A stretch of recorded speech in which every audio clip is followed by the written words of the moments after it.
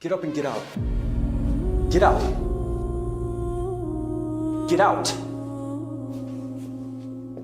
I have a question for you. Say Christ is Lord. Say Christ is Lord. Say it. You say Christ is Lord. Get out. Get out. Christ is Lord.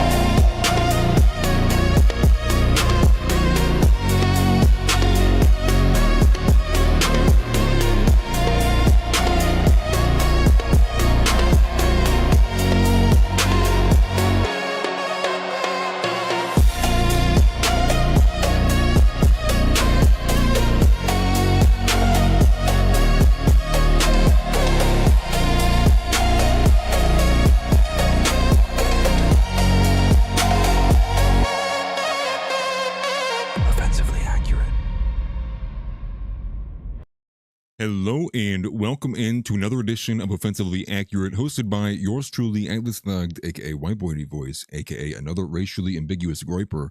And I'm here to tell you that Jesus loves you and Christ is King, unfortunately alongside many other terrible things. But joining me today is another collab. We have back-to-back collabs for the first time, I think, in months.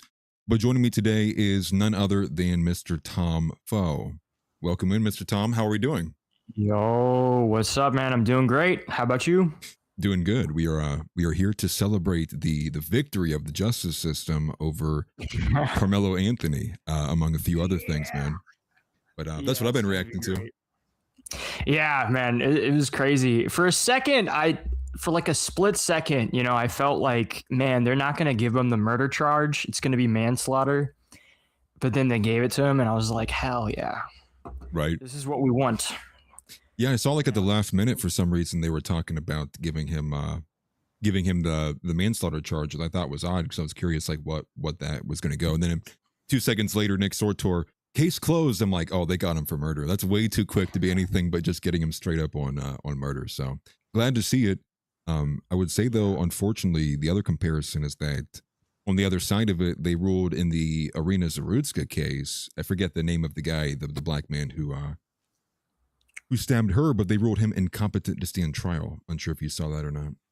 Yeah, I think this morning I saw that the last time he was in court, he was like mumbling or whatever to the judge. He was like talking at her, but not to her. It was like some weird thing that was going on. So either he's actually insane or they're really like playing into that, you know, as his defense.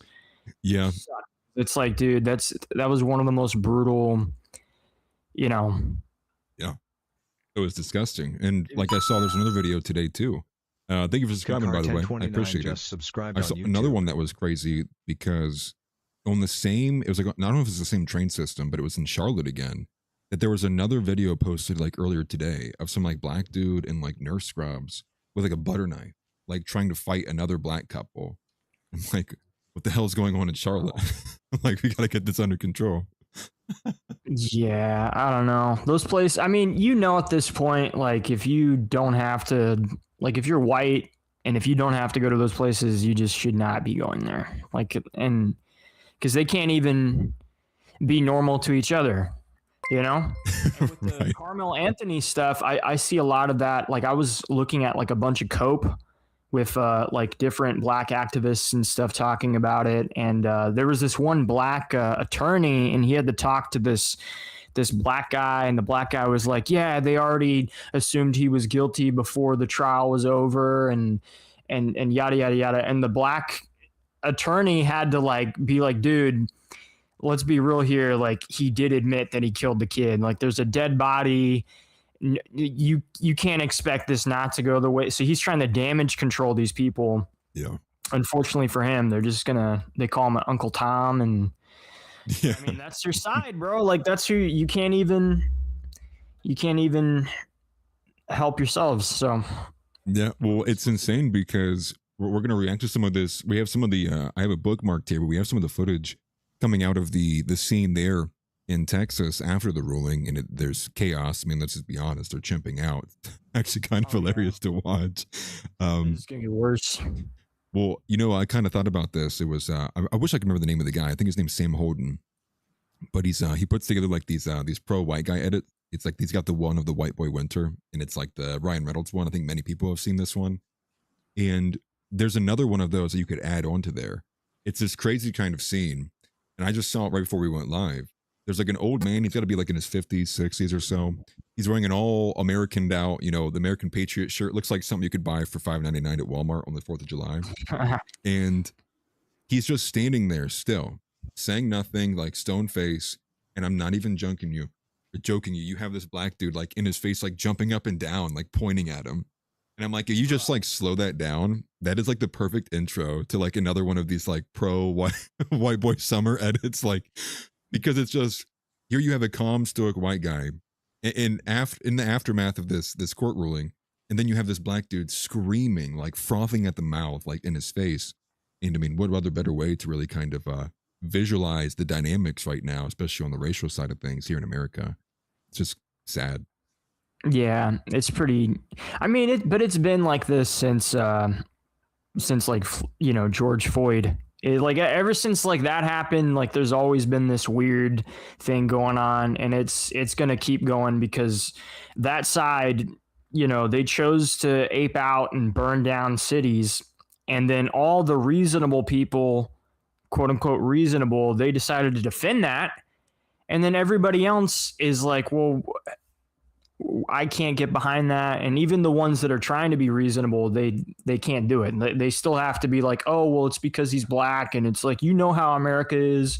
Like, as a black man, that if you're in this situation, all these white folks are going to send you to prison. And it's like, dude, and it's crazy. And they don't even consider like Austin. Like, they're just talking about Carmelo, and they're like, well, his future, his life. And it's like, bro, Austin had a life too. And then they'll talk about how like, oh, but he was an asshole or he was a bully. It's like, bro, just like, dude, these are adults talking about a kid who died like he's, going to like a white Nazi rally or something like that. It's like, bro, he was playing football or at a track meet or whatever, and he died. Like, it's just, yeah, but they don't care. No defense. Yeah, they don't care. It's because they pick their side. They're, choosing to stick with it, and they don't really have the same moral currency they used to have, and they haven't had that for years, but they can't understand that, and they're just going to keep doing it over and over. Yeah. It's very unfortunate. Like, if you were black and if you weren't like that, it would, like, dude, how would that make you feel? Like, you would be like so like fucking like just done with everyone. Right. Well, there's crazy things at work here because like the way the dynamics are. Also, I want to say this too at the beginning. Any super chats for me or Tom, we will read those at the end. That way it doesn't just disrupt the flow of conversation, but we do appreciate it. The dynamics of it's kind of wild because there's another video I also bookmarked too. And it is black. It's like a black guy arguing with another black person about like the tribalism element here. And like of how obvious it is that like, hey, like this is clear, this is a cut and dry case. And then I think one of the comments back from the other black person is like, or why are you as a black man, why are you as a black person coming at me? And that's just kind of sad because you see there is elements of black people, not all of them, but the exceptions don't make the rule, who are trying to tell black people like to shake away from like this racial tribalism, like stop viewing everything from this lens. But at the same time, you have a broader, more pro-white movement and even factions inside of there that are telling white people like, no, abandon the field. Like, we can't stay here with this egalitarian, everyone's equal despite of race, all of that. We can't, because you're being viewed as this out group. You're being viewed as a collective. So we have to act accordingly. And so, you have maybe perhaps these kind of like recent 2018 to 2022, like black conservatives who kind of maybe got hoodwinked by what the Trump and MAGA administration was. Now they're kind of they're going to be left like holding an empty bag, where you have many of the people who built the movement in MAGA are leaving for America First, which is a lot more pro-white. Then you have them fighting on maybe more some of these older values from MAGA, which was, colorblind, meritocracy, things of that nature too. But at the same time, the black element isn't going anywhere. We saw it was like Savannah Hernandez was talking to this black woman. It was like 2 or 3 days before the trial, but they were there in Texas. They were like, they were showing their support for, Carmelo Anthony. And she says, despite the evidence, because Savannah asked her, if they have evidence that shows without a doubt that Carmelo Anthony did murder Metcalf unprovoked, she just says, she's like, well, it doesn't matter. Like, I'm still, and she references white people. So she goes, I'm still with my side. She says something of the effect of, I have to think of that as a mother. I got to put myself in the mother first. But, you know, when at the end of the day, like, I'm still going to pick him and side with him because he's black. And it's like that tribalism, it's not going anywhere. And I think that is the generality of the black community. It's just unfortunate to see because they view white people as being collectivized. That's kind of the crazy part of it, which is like, where do they even get this idea from? Like, white people couldn't be more like fragmented among different factions than like any other group, especially if you're comparing whites to literally any other non-white group. It's like we have like the least amount of collectivism of any group. Yeah, because we don't, I mean, for like a very long time, we haven't had any, or at least the majority hasn't had like a racial consciousness for what white is. You're just told that color doesn't matter and just to look past that. And I mean, there's something to be said that character does matter. Like, even if, you know, white people are having issues with each other, I think we can look at that for what it is. All right, this white person actually has higher moral character and we'll judge it based off that. But with like the black side of stuff, they get like the worst version of tribalism, you know, because they've been psyoped for forever and they're just so dysfunctional. And even with that, they'll blame everybody but themselves. And it's like, dude, you guys can't even form real families. And it's funny to me when I see like these same people celebrate that like whites are going to become a minority and they pretend like they're going to be the ones taking over. It's like, dude, all right, if whites are really going, like, let's just say hypothetically, like it's over, like we're gone in the next 100 years, you guys are definitely not taking over nothing, bro. Whoever's getting the reins after that, you guys are going to be at their mercy, just like you think you're at our mercy or whatever. And we've been pretty good to them, despite like all the bullshit they've been doing for the past 100 years. Yeah. Because it's been so long, and they like collectively as a group, they're just not capable of like rising above that form of tribalism. And so they're really self-destructive. And I mean, it's just like, I mean, what can you say at this point? Like, and with this case, it like this kid killed Austin. He felt the way he did towards Austin and his friends, probably based off the way he was raised and what he was told.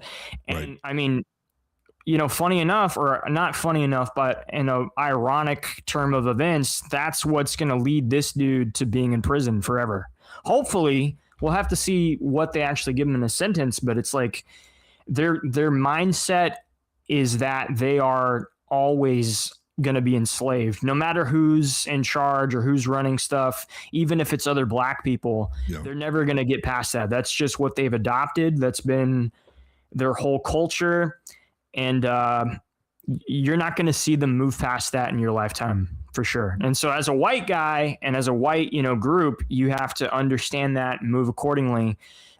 You're not going to have some realization, great awakening movement in the black community to where they stop acting like this. They're just going to be like this, you know?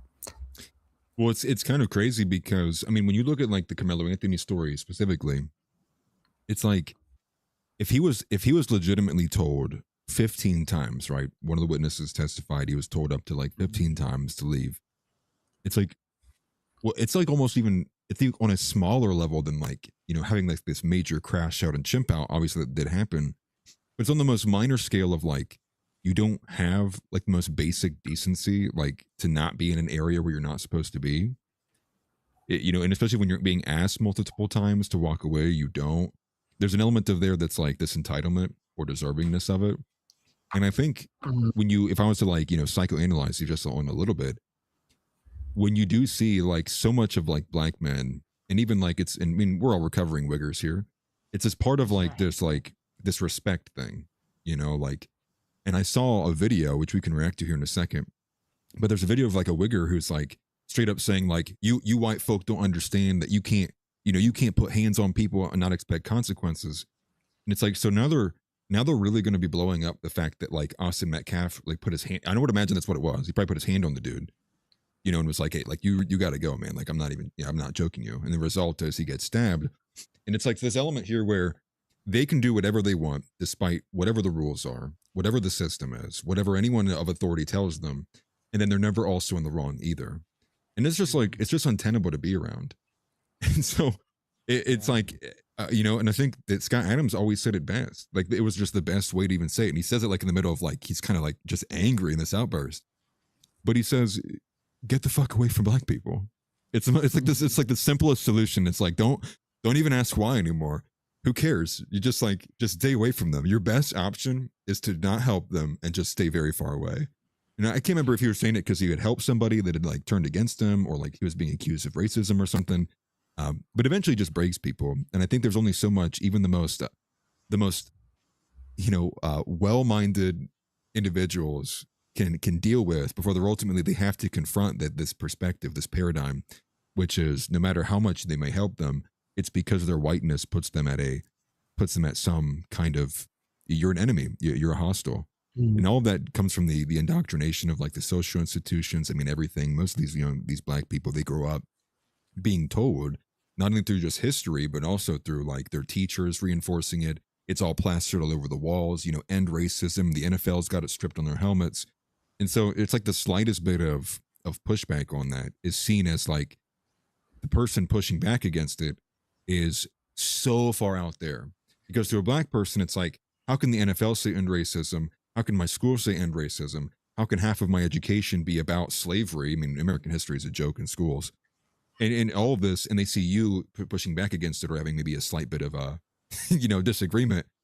The only way for it to make sense to them is that you must be outside of the confines of what's socially acceptable, and then they have like these kind of insane reactions. And so, I mean, I just for me personally, it's like, black people was like one thing in Columbus, and it was already kind of rough to be around as it was. But like, I guess for me, I'd been around it for long enough that I knew how to maybe just handle it, like deal with it, like not be so bothered by it. But then when you combine, you know, the Indians and you combine the, you combine Indians and you combine the Somalians and then you have Haitians and you have all of them, it ends up being ultimately excessive. And did I lose Tom? I might have lost Tom. I'm sure he'll be back shortly. Internet in Texas must be rough, huh? But I'm sure Tom will be back. Hopefully his internet just didn't get cut out or something. No, there he is. He's back. Can you hear me? Okay. Yeah, I think my thing messed up for a second. My bad, dude. No, you're good. No, I was just gonna say, you know, black people is one thing, but when you add like the Indians and the Koreans and the Haitians and the Somalians on top of it, it was like it's untenable. Yeah, it's like I had to leave Columbus, and so I don't know if anybody lives in a city, but it's aggressive. Yeah. And arguably, like, if you kind of look at the timeline of things, America importing all of these immigrants for the past, like, since World War II, essentially, and even a little bit before that, with like just this flood of, you know, Asians and all this stuff and Indians, that's kind of made black people even worse. Because at least before there was some type of like path those people were going on to where it wasn't arguably as bad. But then when you bring all these other groups into the mix, they're all minorities, they're all oppressed, they all come together, they reinforce all that bullshit.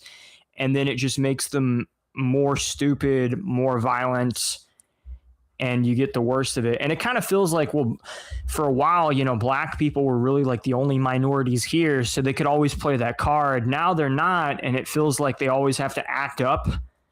It's almost like they're not the only child anymore, you know? So they can like get attention. Is like, bro, I don't know. I mean, and it's all like engineered. Like the reason why all of this is happening is because people have, you know, wanted it to happen. Right. Yeah. And then you open like the reasons of like why it, well, I guess you could even say like why it happened, but also I would also go further and say like the reason like why it won't get fixed. And I think that's just the most obvious thing is that there's no, the conversations about race aren't even honest. It's like every conversation's dishonest, and any conversation that gets close to being honest is like shadow banned, censored, or treated and ostracized as if it's like the most hateful thing of all time. And so it's just like super difficult to even kind of make any headway at all. And that's always what I've kind of thought too, is like, imagine if we were able to be honest about the conversation from like the jump, and maybe perhaps we would be in a different place. But because there's all these elements, all the obfuscation, and obviously because of the Jewish element too, it's like there's all of these, they want it to continue, and I think people don't view it that way, or maybe they just view it as more of on a race basis, like just genetics. But I think you also have to rope that in there too, like the immigration, the boosting of the social institutions, and especially like Hollywood as well too. I think part of this is part of like the white man's reaction to everything too is not even just the anecdotal experience of like being around black people, which I know that is for many, but it's like the insertion of it into every literal thing that you could possibly enjoy, like whether it's a movie or a TV series or a video game or I mean literally anything. It is just straight up like you can't avoid it even if you wanted to without it being kind of shoved into your face. But thank you for the super chat, Sam. And so I just don't think there's really any kind of meaningful solution right now beyond like getting away. And I think it's kind of the same thing with women. It's like trying to understand the why, I think, is like just more suffering. It's just easier to go, okay, well, this is how they are. And I'm just going to accept that that's the way it is. And then I'm going to maneuver my life around that to not be around it, to not have to like deal with it all the time, to make life not miserable, if you will. Yeah. And I mean, even if someone who's watching is in a situation where that's not like entirely possible, you would still want to try and at least, if you can't be around everybody that's like your own, you should try and find people who are at least not like the worst of everything, or just keep to yourself. But it's not like like you're right, like the shoulda, woulda, coulda doesn't matter. It's what's reality and what's actually happening. And it's the fact that, you're going to get stabbed in the neck. You're going to get stabbed in the heart. You're going to get killed, beaten, and people are going to blame you for that. Right. And they're going to celebrate it. And I'm actually glad, because I know that there's some video evidence, I think, of the Austin Metcalf thing. I don't know if it's like HD or what it shows, but if it does show him getting stabbed, I don't think I would want that to come out, because after seeing what happened with the responses to the video of Irina Zaruska or even, Charlie Kirk, the amount of people that just watch that stuff and it makes them happy, it gives them the satisfaction because they hate white people so much. I wouldn't want them to have that for Austin, because he's a 17-year-old kid. Yeah. I already know enough. I don't have to be more pissed off about this. Like, I'm actually glad. I hope they never release, if they have anything that's like graphic, I hope they never put it out, because that's just giving these people something to get their rocks off to. Right. And that's just the way it is. Most people are they are disgusting, and I think that's really what the insane part is like, for whatever reason, I think to people like me and yourself, and probably many people in this chat, it's very easy to spot this. I mean, we see it all the time. You see like some black person will be like clapping in their car because, and they'll have a photo of like some white guy who got shot or something to that effect, and they're glad things happened. I guess I would also say I guess personally, it's like I would always prefer like for graphic material to not be put on social media, to be blasted, especially because the average child has access to social media the same way you and I do. So half these parental controls mean nothing. But then I think like just what happened like the last 24, 48 hours, which was this one video that gets published by who knows, but it's from Belfast, of like this guy getting his head, he's like literally getting beheaded in the middle of the street with what looks like a butter knife from like some like pinhead looking Somalian. And we see the reaction from Belfast, right? The people in Belfast are like rioting. So I could go either way about it, because I think that some of that actually matters. I mean, think about how like the Henry Dewak, I think that's his name, or Henry Dowak. I always get his name wrong. Nowak. Henry Novak. Yeah, Novak. Yeah, and he had like that photos going around of like him being handcuffed, and also just the overall story. And I think, if anything, perhaps it needs to be boosted more. Perhaps maybe people aren't seeing enough of it. Because I know very often, a lot of the times that people will respond back when like someone is posting like notice a pattern. They'll always say, well, there's plenty of videos of like white people doing this to black people, and it's like, no, there isn't. Like, like, what are you talking about? That doesn't exist. That's like, it's such a reach. And you know why they say that. Like, they don't even have like proof of that. Yeah. And I would say for like the Belfast stuff and what happened with Henry Novak, that is good because of what happened, you know, because that was like 6 months ago when he died. And the way people were trying to like push that narrative. But in this case with Austin, everybody knew from the get-go who killed who. And it was just a matter of like the defense and the prosecutors trying to prove what's what. Yeah. But I just wouldn't want the video to come out because he was a kid, you know, he never got to be an adult. So that's number one. Henry was basically a kid. He was still an adult. I think he was like 19. Pretty sure. Yeah. And that did have like a different effect, but I don't think that whatever video they said they said they have for Austin, I don't think it would have been the same. No, I'm pretty sure. I think the only video that they showed is I was reading some case details yesterday. The video that they showed was like a 3 or 4 minute long video, but it was like of the lead up to the events that happened in the tent. And I think the specific reason why they showed it was because some of the claims from the defense in part of the self-defense argument, or at least I think it's one of the witnesses they were using him for the defense. The testimony was that he was being ganged up on and that, he was going to be jumped. And so in the video that they have, they show that clearly there wasn't 4 white dudes ready to jump Carmelo, like they just didn't exist. So I think that was what the video was for. Because I don't think there was any video of anything happening inside the tent. However, there was like this floating story, which I think it might have all been rumors, but there was like a floating story like almost a day or two afterwards, and you never really know what to believe anymore. There's a floating story that was speculating, and there's rumors that the police and other authorities there at the track or at their school had actually confiscated the phones of people who did record the event and turned them over to the police. But I don't think we ever got confirmation on that.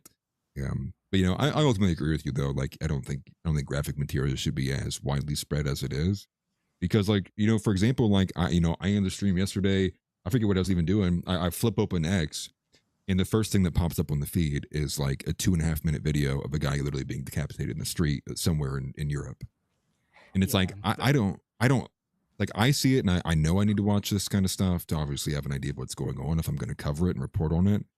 But it's like my wife uses that, and like I know how that makes her feel, obviously. And I like imagine anybody else who's a little bit more sensitive to that. Like it's gonna like really, for one, damage your psychology, but it's also gonna make people like, I don't know, just frazzled. I guess you terrified. It definitely has like a weird effect. But with like those cases, like with Irina Zaruska and with the stuff that happened with like Charlie Kirk, like that was unavoidable. And with like the Belfast thing, that's just some chick recording that happening on her phone. She's probably uploading it the second it happens. With the Austin stuff, if they did have something that was graphic, that's something they're obviously like withholding. At this point, it's not necessary to see, Yeah. However, with Henry Novak, that's a little bit different because it's the officers involved who, like, you could tell by the way there's probably a good chance that they would not have been able to save him. They got there pretty late. He dies like within 2 minutes after they get there, but they don't do anything to make it better. And that was kind of like the good reason for that coming out, is because I'm sure somebody tried to make that claim that they attempted to do something. They obviously did nothing. They made it worse. Right. Exactly. They're handcuffing a dude bleeding out.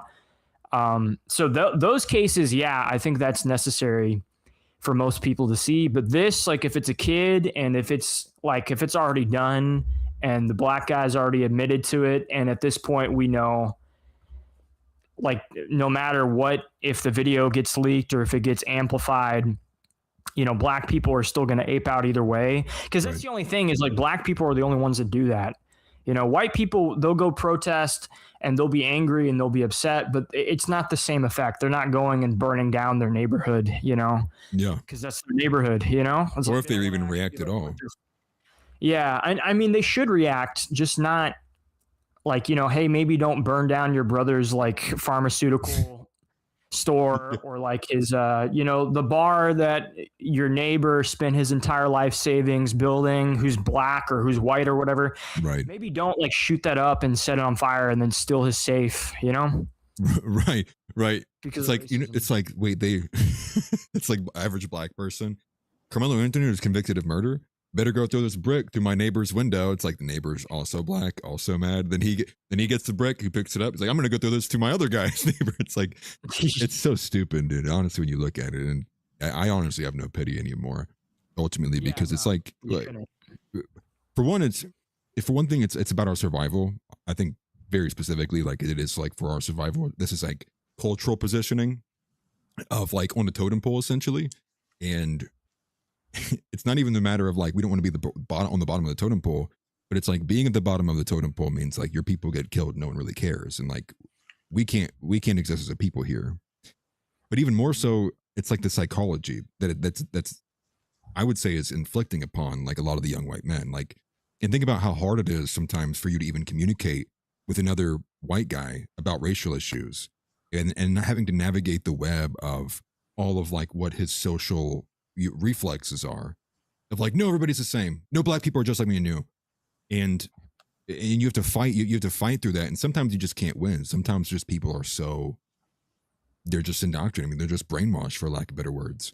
And I'm honestly maybe more disturbed by like the psychology of it and seeing so many men. And it happened to me too. I mean, like I say recovering wigger as a joke, but it's like it's a real thing. Like so many white men would do anything in their power to escape their own identity, that they will literally develop a secondhand identity called like a wigger, which is basically adopting black culture and dressing over who you are to avoid being seen as one of those white people. And it's really, to me, it's one of the most disturbing things about life. Yeah, there's a lot of that, like in America, kind of like in the West in general. And it's because like the only role models you had for, you know, being white was pretty pathetic.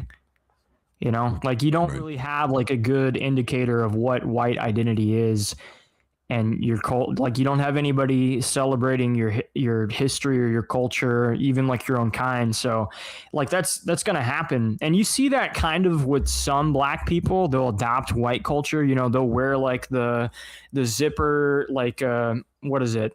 What are they called? The flannels or whatever the fuck. They'll dress white. They won't like use slang. They don't listen to rap. So it kind of happens all around, but the difference is with like the black community is, for the most part, they celebrate their culture to the point to where they'll lie about their own history. You know, we was kings, we was Atlanteans, we was, we was, you know, we was Egyptians. Yeah, that's a good comment. The person who said, talk about that white rapper, Tom McDonald, who's Canadian. Cringe. By the way, that guy sucks. That guy sucked for like 10 years. He makes that burger music, dude, that's like Coworker, like MAGA, Republican, wears grills. Bro, who listens to that, dude? There's enough of them, you know? But doesn't that make you sad? Doesn't that make you want to go jump off a bridge at 1,000 miles an hour? You go, there's like, like the thing about some rappers who like don't get any play at all, who might actually be halfway decent.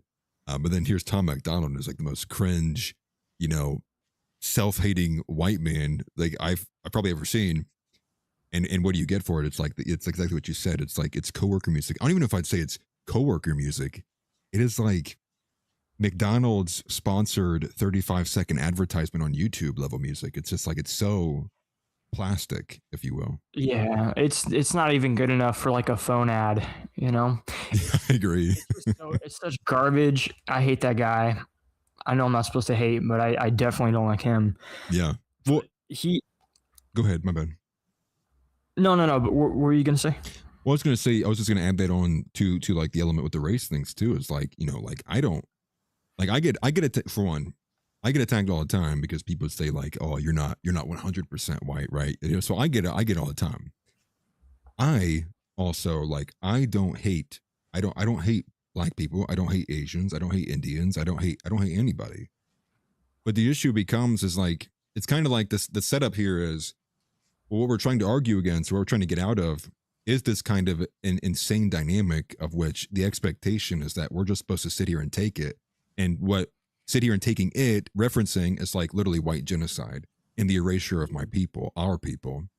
And so when we're up against that, it's like I don't really care anymore, like what the thought is, because when the accusation is, well, you just hate black people, but that's what we're really trying to fight for is like, no, we're trying to fight for the reinstitution of Christianity and white people not being erased and literally molded and folded by the institutions at large, by the fifth column of Jews in this country, to not put us at the bottom. It's kind of like when your wife expects you to like do what at her beck and call. And it's like, well, I don't like hate you, but if the expectation is that you're going to dog walk over me, like I'm out. Like, I'm not going to do this. Like, you can find somebody else you can do that to, but you ain't going to be doing it to me. And the response back from black people is like, it's like, what, you fucking hate all of us? It's like, well, is the expectation that you're going to sit here and spit on us and stab us and burn all of our cities down and suck out the welfare system and scream and moan and drive your Nissans off of sidewalks and be on a speakerphone? Like, that to me is like, that's what I can't stand. And it's like, it's very simple. And it's a strong dynamic, but they don't see it that way, whereas we do. And it's so hard, and it's almost not even worth the time to even bother explaining the nuance, because you might as well just accept the tag and say, whatever you want to call me, I'll take it. Just leave me alone. Yeah. I mean, and like when you were kind of talking about earlier about like being on the bottom of the totem pole, and it's not really just about that. I mean, even if we were, these other groups of people, they're not going to treat us the way we've treated them. The kindnesses we've shown, like all these different people, we know for a fact collectively, they're not going to show the same thing. So whether you hate or you don't hate, however you feel, like realistically, you do have to accept this is the way things are. Yeah. And if you want to have a future, you have to move accordingly. And the best way to do that is to coalition build. And it is to, have a racial consciousness and not be afraid of like who you are and be proud of what you are, because like what we come from is what created Western society. And, Christianity, you talk about that being like a staple of the West and how that needs to be at the core again, not like the heretical version that we have now, but like true Christianity. And that's 100% correct. But even if you had a different group that were Christian, you can't even expect them to keep it completely traditional, because you go to different countries that, get converted to Christianity and they mix their voodoo stuff in there sometimes, and they do like they deviate and it just doesn't work. So it really does. Like, if you want to have a part of the world that is actually like progressing humanity towards the future, towards better medicine, better engineering, just essentially launching us into the future, it does have to be us, because any other time it's a different group, they just destroy themselves and you can't leave it up to that. So it's kind of like your responsibility as a white person to get your shit together and to kind of get with the program. I know there's going to be a lot of people that fight against it, but you do have to like be like, all right. And that's kind of how I feel with like the doomers. It's like, look, I get it, but you kind of have to stop being a little bitch, like your ancestors do not want you to be like that. You got to pick up the pace, because nobody else will. And so it is incumbent upon you. And the biggest problem we're going to have is infighting, and we're going to disagree on how to do certain things. And that's never going to not be the case. Yeah. And since we know that, let's, deal with that instead of dealing with the fact of whether you're proud or whether all hope is lost. Like, get over that shit. Be proud of who you are. Right. Stop blackpilling. Let's move to the next step. Okay. Because there's going to be a lot of crap we're going to have to deal with. It's going to be a lot of like headaches. It's not going away. So let's get rid of as much as we can now. And just, and it's so stupid. Like, why would you want to be ashamed of who you are if what you are and what you come from has done so much good for the world? Right. Because they get indoctrinated that it's not that way, right? They get indoctrinated the complete opposite way. They're basically taught, like American history. Even when I was in school, like American history, my American history class specifically, I swear on the Lord, like 85% of it was about Black history. And like 15% about it was like how America was formed. So there's like Yeah. the amount of resources that's put into ensuring that white people feel the social tension of slavery, slavery, slavery, and then whites did this, and then whites did this, and then whites did this. It just gets drilled into their head on top of everything else and all the other kind of, contemporary elements that add to it. You're in America First, or forgive me, America First. You're in American history class, and you're on week 3 of learning about Emmett Till, and then when you walk out of class, your phone vibrates and you have an update from ESPN, and Stephen A. Smith is going off on this one coach who made this like halfway slight racial remark and is demanding he be fired. And then while you're reading through that, you hear some other kid like in the classroom like make some racial remark. The teacher's yelling at him. It's literally everywhere. That kind of ingrainedness element of it too. And I would say, I would even go one step further. Like I think that showing interracial stuff, I think should be crime. I think I would even go so far as to say, like, especially like in the pornographic elements of it too, the way that it was used in war. I mean, like, there's numerous examples of when, during war times, nations would literally drop pornographic elements of them doing what would be like, it would be the foreign nation, the enemy nations, women, being screwed, or in other ways, being shown in graphic scenes and situations, being dropped and raindropped on all the guys who are trying to fight. And then you think about what in today's day and age, what's going on is it's like, when everywhere you look, it's like interracial.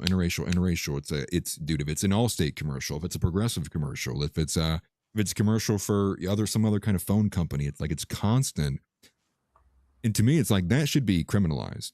I would go so far as to say like forced interracial propaganda should be criminalized, especially because we know the statistics don't back it up, specifically for like white women. But it adds a low frequency vibration into the mix because it is kind of a bit of a tension. And like, I think most white guys would attest to this, which is it feels like there's a concerted effort, especially from a young age, from the institutions and likewise, to almost booster, or at least in the negative to white people, that in some way either white men have less sex appeal than like other races, or that it's the other races have more sex appeal. And that gets pushed continuously. And if that's what nations in like a few hundred years ago were doing when they were literally trying to kill each other, but it's being done in a capitalist first world system, and that's just the norm, like we got to find a way to start repealing and getting rid of this stuff, because that does add in this kind of low wave.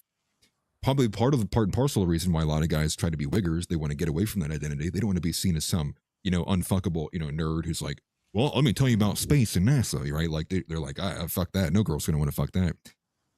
So that being said, I think that also gives a reason. It kind of invokes this like maybe more cathartic, violent kind of response to it, which is when men are inundated day in and day out that like, oh, look at your girls. You're getting fucking banged by these people. Oh, look, another NFL snow bunny. Look at that. It's like at a certain point, like it probably on the deepest levels of your psychology makes you like want to get up and fight people, without, violating TOS on YouTube. And so that stuff's got to get criminalized and put away. But I mean, obviously we're far away from that. But at least the fight has to start there, with the facts to back it up as well. But that can only be done, by white men who know their stuff. And so I think that encourages what you were saying, which is, the self-efficiency and being able to like, not pull yourself up by your bootstraps, but know what you have to fix and know what you need to be doing in order to better benefit yourself, in life, so you don't have to deal with as much of this stuff. Yeah. Like it's really just kind of realizing that you're a lot stronger than you think you are. And because what you're talking about is like, it's 100% true. Like it's really just an all out war of like psyops just constantly, and it's never ending. But a lot of that gets kind of disproven when you have real life experiences, when you really just kind of go outside, like all this talk of the slavery and all this racial, harmony and all this stuff. Like you go to a city and you see that's not the case. And that's what you get most of the time. It's like they get told one thing and then out in the real world, it's something different. With like the white stuff, like white guys not being fuckable or whatever. I mean, if I'm not mistaken, like according to like most races of women, white guys are like the top pick almost all the time, with like pretty much any group, including white women. So it's even that, like, and I know a lot of guys nowadays, they struggle with dating and stuff, so they might not see through all that other stuff. But it's definitely something that needs to be addressed. Pornography in general has been like a huge curse. And the fact that it's gotten as extreme as it is, to where, like, you know, people, they have like their own daughters making OnlyFans, and like before that making private Snapchat accounts and like all this shit. It's disgusting. Yeah. And I mean, if there's any sign of like a civilization like collapsing on itself, that's definitely it. Yeah. Which is, you know, and that's kind of like with all this talk about what we're trying to achieve, what we're trying to do. It might not even necessarily be saving this version, because we don't want this version of our civilization. This version's horrible. It sucks. It's complete. It's like, it's a cage that we all live in that is torturing us every single day, mentally, physically, spiritually. It's never ending. We don't want to keep this. We want to get rid of it and build something better, 100%. So Yeah. it's going to take a lot of like mental fortitude more than like anything else. And most guys are not going to get that. A lot of guys will black pill, and a lot of guys will give up, because most people aren't, you know, leaders, they're followers. But if you're not like that, it's more of a responsibility to you to have that attitude of just not caring. If you can, it's not easy, and not everybody is going to be equipped to do that. But if you are one of those types of people, I mean, that's God's way of telling you. It's like, look, hey, now you have a little bit more responsibility because you can mentally kind of navigate this. Most guys can't. That is a blessing in this day and age. So I think for those people more than anything, that's kind of what I'm talking to. It's like, hey, stop. If you're really that, stop the bitching, get over that. There's enough guys doing that. We got to help them. But if you can get around that, you need to really be about it. So yeah, especially because we need more leaders. You know, we need more leaders. I mean, we need more men who are willing to be like creators or the doers in this side of it. And I mean, it's part of the reason like why I've stuck it out as long as I have, despite having a few different breaks on YouTube, was because of like the voice thing. Obviously, like I literally can't work anywhere else without somebody telling me like, you should be on radio. You know, it's like, so no matter where I go, I'm like, they're going to want to push me back into broadcast or something. But even beyond that, it's just realizing not even just on the elements of like being courageous enough to say what's unsaid, but being willing to sit in there and take the punches. Because I don't know if you've experienced much of this, but for me, it's like, you know, my face is out there. I'm very public with how I feel, and people around me know how I feel. And it's been that way for some time. And I know for a lot of people, it's like if they do that, they're jeopardizing and they're risking their jobs. They're jeopardizing and risking their familial ties. They're jeopardizing and risking their relationships with their friends, their girlfriend, fiance, wife, even marriages. So and that's how you can just see how just fake some marriages are. Is if like a husband really said how he felt, the whole thing could just fall apart like a house of cards. And so knowing that for me, that's the example of Jesus I look to most often, and many of the examples as well, which is like, well, life is already suffering. So like, why not suffer for like what I find to be the most righteous cause? And that's always been like something for me that I try to like, you know, tell myself and try to live up to the expectation of, because I mean, you're 100% true. There's a lot of guys who they can't take the heat. They just simply can't. They'll back out. They'll apologize. You know, they'll, no, I didn't actually mean it like that. And that's why we need more guys who are actually like willing to stand up and say what they want to say, you know, and be meaningful in the sense of beyond just saying it to their friends and family, and then also living their lives with that information as well. You know, and, you know, having a wife who also is not a feminist freak, setting their children up with the kind of the pro-Y prescription of telling them like, you are a white person. This is what you have to expect. This is what you like, doing all of the work that goes in that too, like actually prepping and doing the right things. And even on a small ends like that, where, you know, orienting your family around what is truthful and how they should actually be behaving, in the hopes that we are, you know, you're doing your own at home, you know, amateur homemade, you know, indoctrination of your own family, if you will. But ultimately towards things that they should have already been believing, not the fake stuff that gets taught at school. Yeah. 100%. And not everybody has to, because I mean, I'm not showing my face right now, so right. So I can't speak to the same level you do, obviously. But I mean, I'm sure there's going to be a point where I do, It's just right now I haven't, because I have some other like goals in place. And so it kind of depends on like what you're trying to achieve. But ultimately, the goal is to get it to where that is the end game for like most of us. You know, you don't have to worry if you're, because let's be honest, with everything that's going on with Palantir and all this AI stuff, they're going to be able to dox you in the next like 2-3 years. Like if they want to expose you publicly, there's no way, there's no VPN. There's nothing you can use on Tor or whatever to get around that. They're going to be able to get your face out there. Right. Well, but like definitely it's like the social aspect and the family aspect and just kind of how you carry yourself, like 100%. Like it's just like you shouldn't be ashamed like at all. Yeah. Talk the talk and walk the walk. And I would imagine even for yourself too, like, I mean, if you were to switch to like, you know, doing full time, you know, and you get to that point, I would imagine even like at some point, maybe your mom is asking like, like, what do you do? You quit your job. What do you do now? I'm on YouTube, Mom. What do you talk about? What are your videos about? You know, it's like, I'm sure like at some point it would be like, you know, someone would find out or they would eventually realize depending on whatever the context was. But I do want to go ahead and like react to some of the stuff that actually came out today. With Carmelo. So I'm going to change screens here. This is obviously not Carmelo Anthony, but it is just as brown, I should say. I pulled up some of the bookmarks here, but and more than here too. But this is actually one of the things I'd mentioned earlier, which is this wigger, if you will. And let's just take a listen to what he says here. Now let's do an audio check real quick. Nothing to happen. You cannot. Do you hear that, Tom? You heard it? Yeah, I did. Okay, perfect. Just want to make sure. But this is what I was meaning. Like this guy has fully assumed the identity of like a wigger, and that this is who he has become. I am praying to God that Carmelo Anthony gets found innocent, because a lot of these white folks need to understand you cannot go around putting your hands on people and expecting nothing to happen. You cannot go around talking shit to people and expecting nothing to happen. The music in the background. Right, bro. Get out of here. It's so cringe, man. Like, yeah, what a loser. Yeah, what do they say all the time? It's freedom of speech, not freedom of consequence.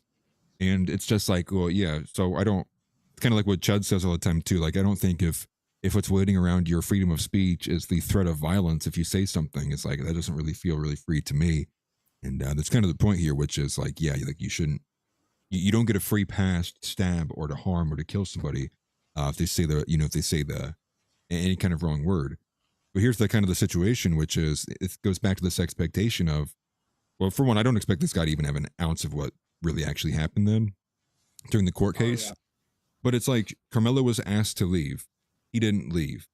So is the expectation from this wigger here that like Austin Metcalf should have like got down on like his hands and knees and like begged and like, Carmelo, please, if please, will you really, really leave? I really need to have my tent. Like, and that's what we're all saying. Fuck you. Like, we're not taking that position.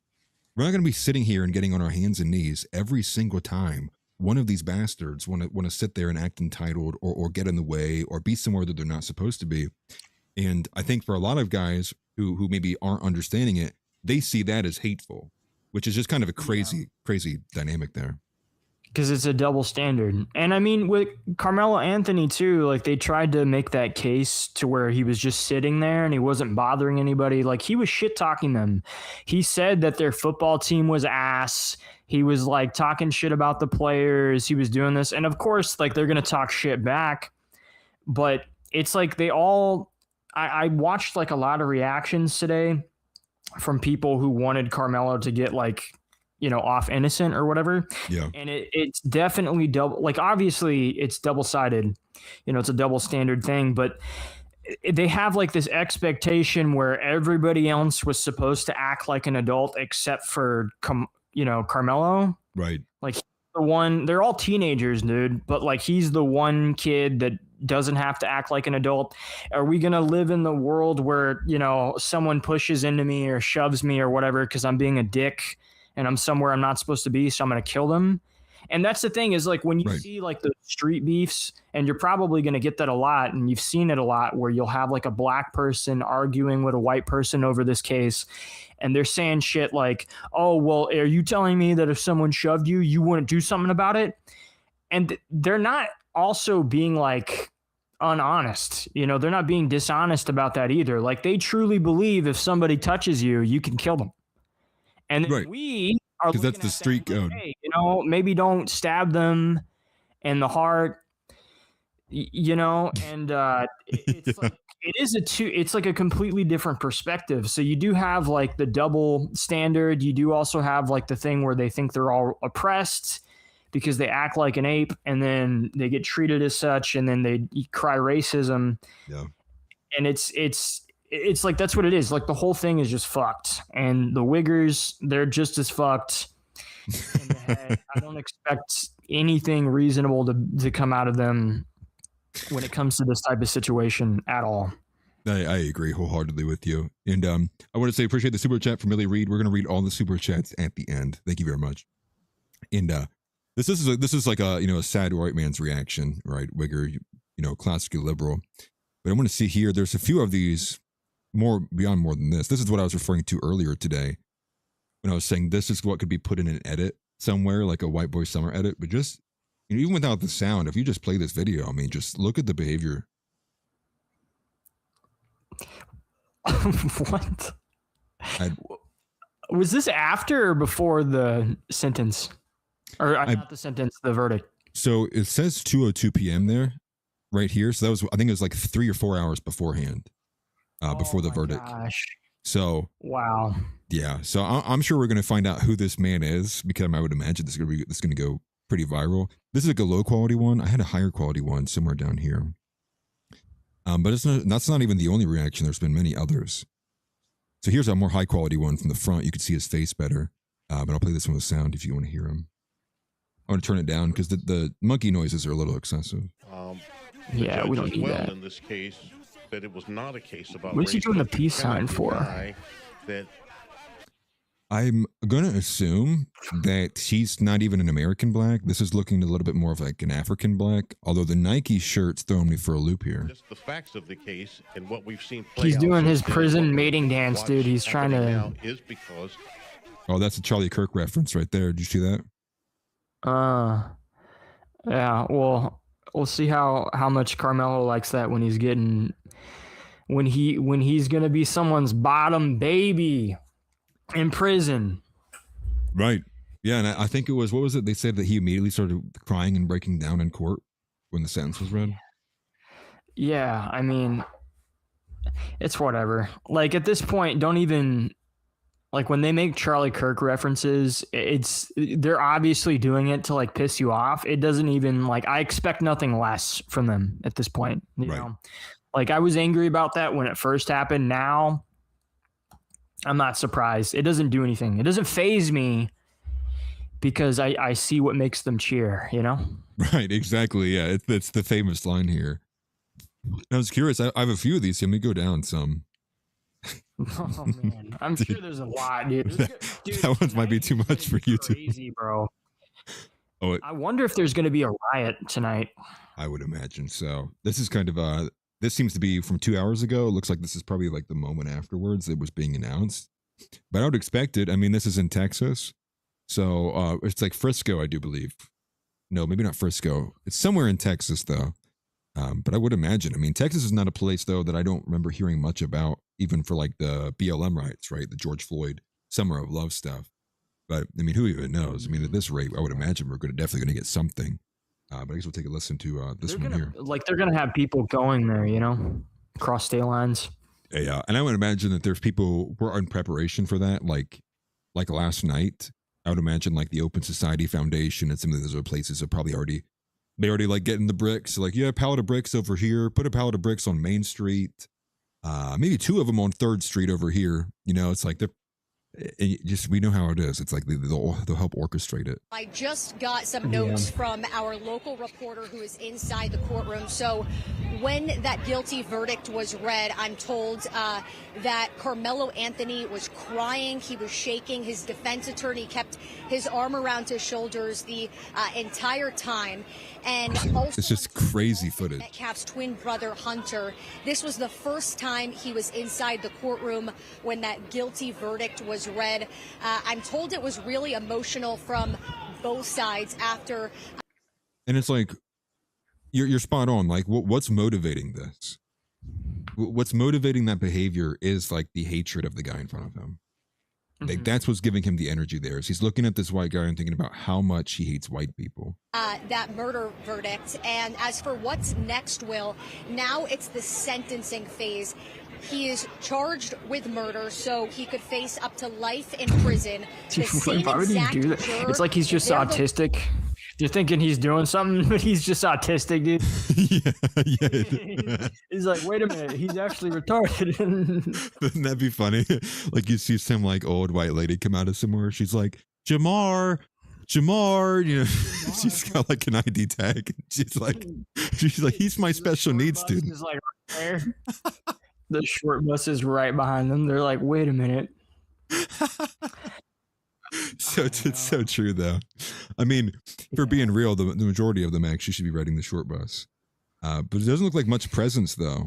At least from this aerial shot outside the courtroom. I wonder if we have anything a little bit later on. Yeah, I was seeing some stuff too with like some black people saying, oh, with the way this all is turning out, it seems like they're trying to bait us into rioting.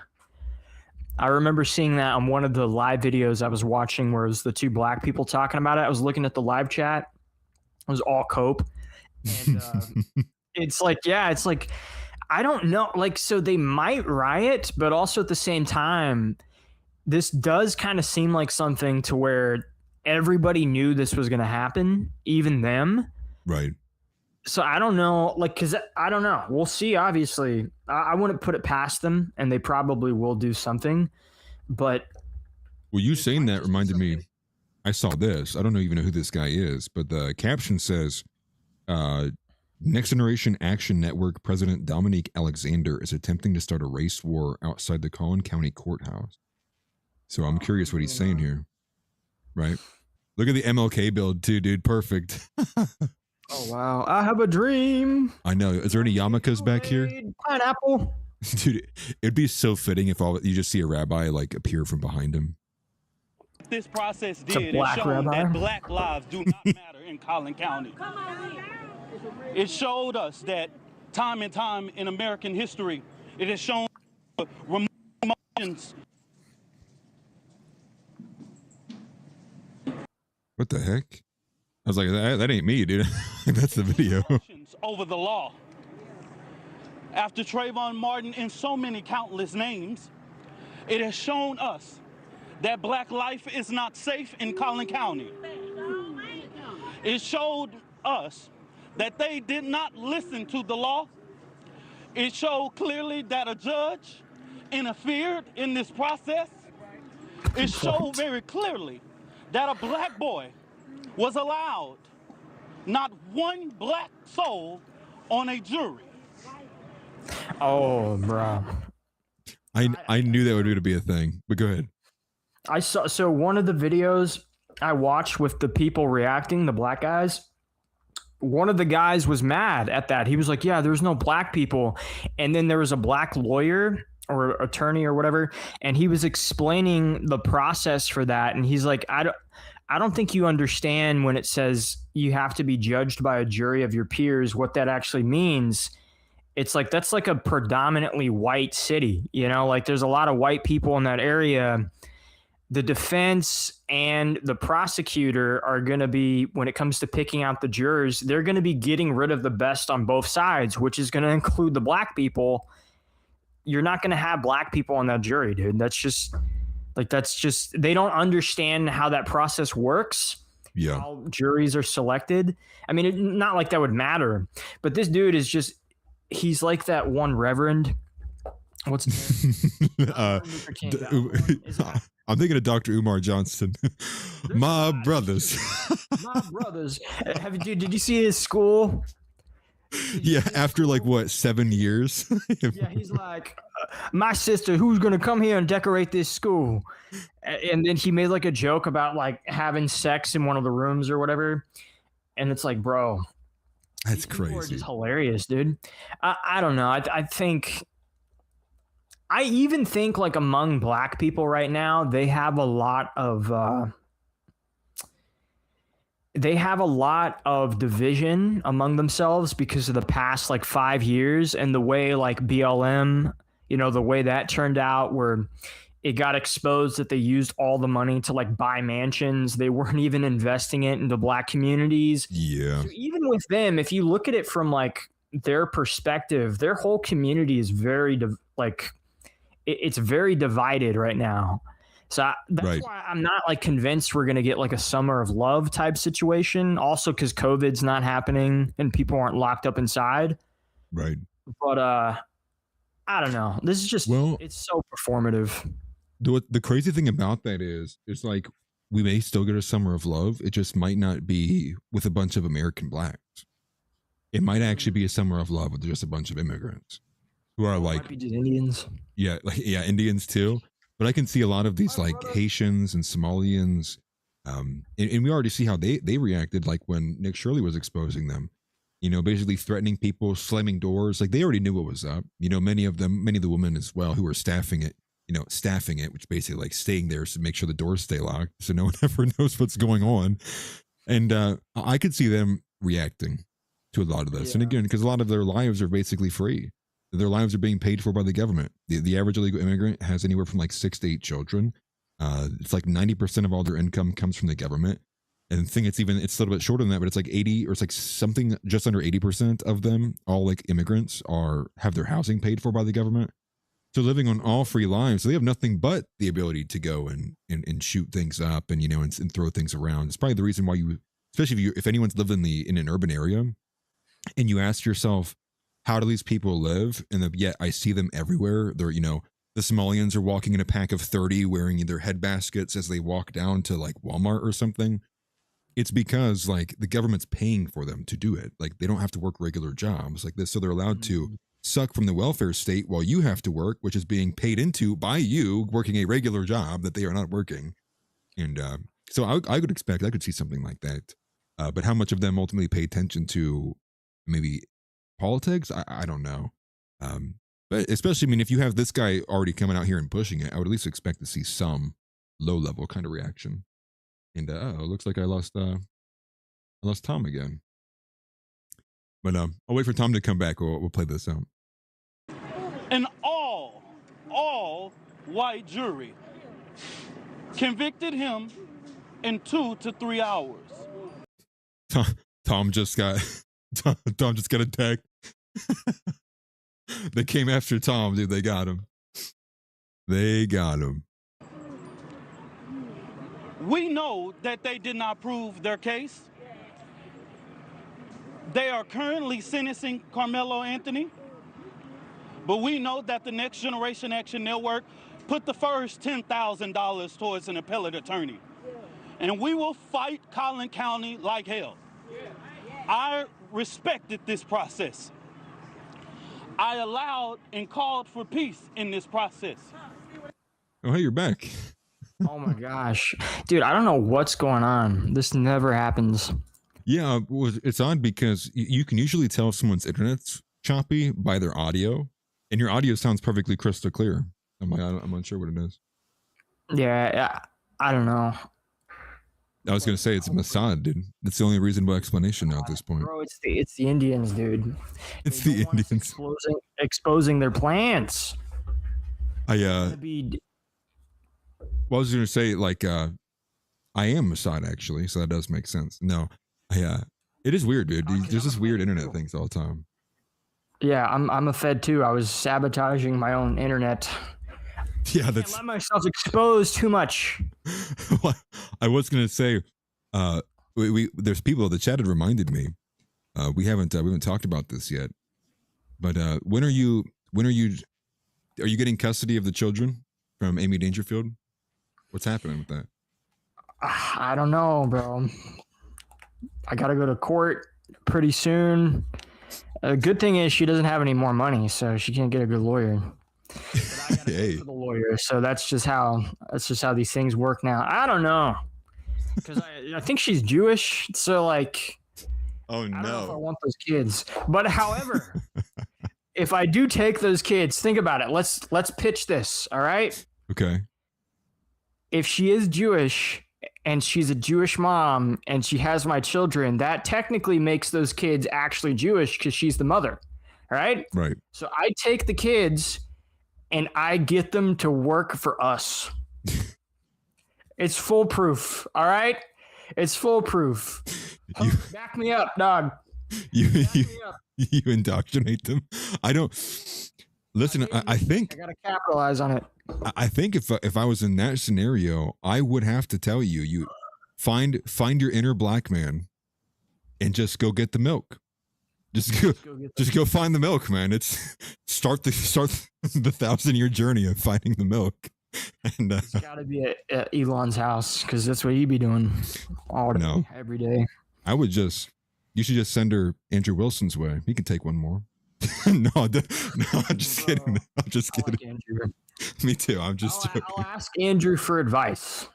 That's the way to do it. That is a good one. Yeah. Hey, you know what? As long as they're white, you got to step up. You know, I like what Nick said too. If they're black, let a brother step up. I was just dying. White, really? Right. Half Jewish. I don't know. White passing, I guess. We're just gonna have to get some spies on our side. We'll have our own little version of Mossad. Can be my kids. That's interesting. Yeah, you're starting the subversion. They have to join the IDF. Like that's a part of their calling or whatever. So like they're gonna have to go join, but they'll be working with me the entire time. Then you have an inside. That's right. Then you have an inside channel to the IDF, to Mossad. You got to push for them to like go to Unit 8200. They got to go all the way up. Like we're embedding deep. Pause. We're putting them. We're sending them in. We're taking this over. But no. On a serious note, I was going to ask you: have you seen anything about this Alex Clark's like new husband, fiance? I don't know what it is actually. I think they announced that they're getting married. And do you even buy it? Isn't she like one of those trad chicks? Yeah, she works for, I believe, the Blaze. I don't really know that much about her, to be honest. The Blaze people, the only ones I know is like John Goyle, his manager, because I beef with his manager or his producer or whatever he calls. You beef with his manager? And I did a few times on X, like a few months ago. Who is it? Lucky Teeter, Pericles? I forget his name. I can find it later, but his manager doesn't have a lot of followers, so you can add him pretty easily and start something. And then I just know about him, and then that bald guy that gets like 10 viewers per like anything he does, and then That's funny. What's his name? The guy who runs it.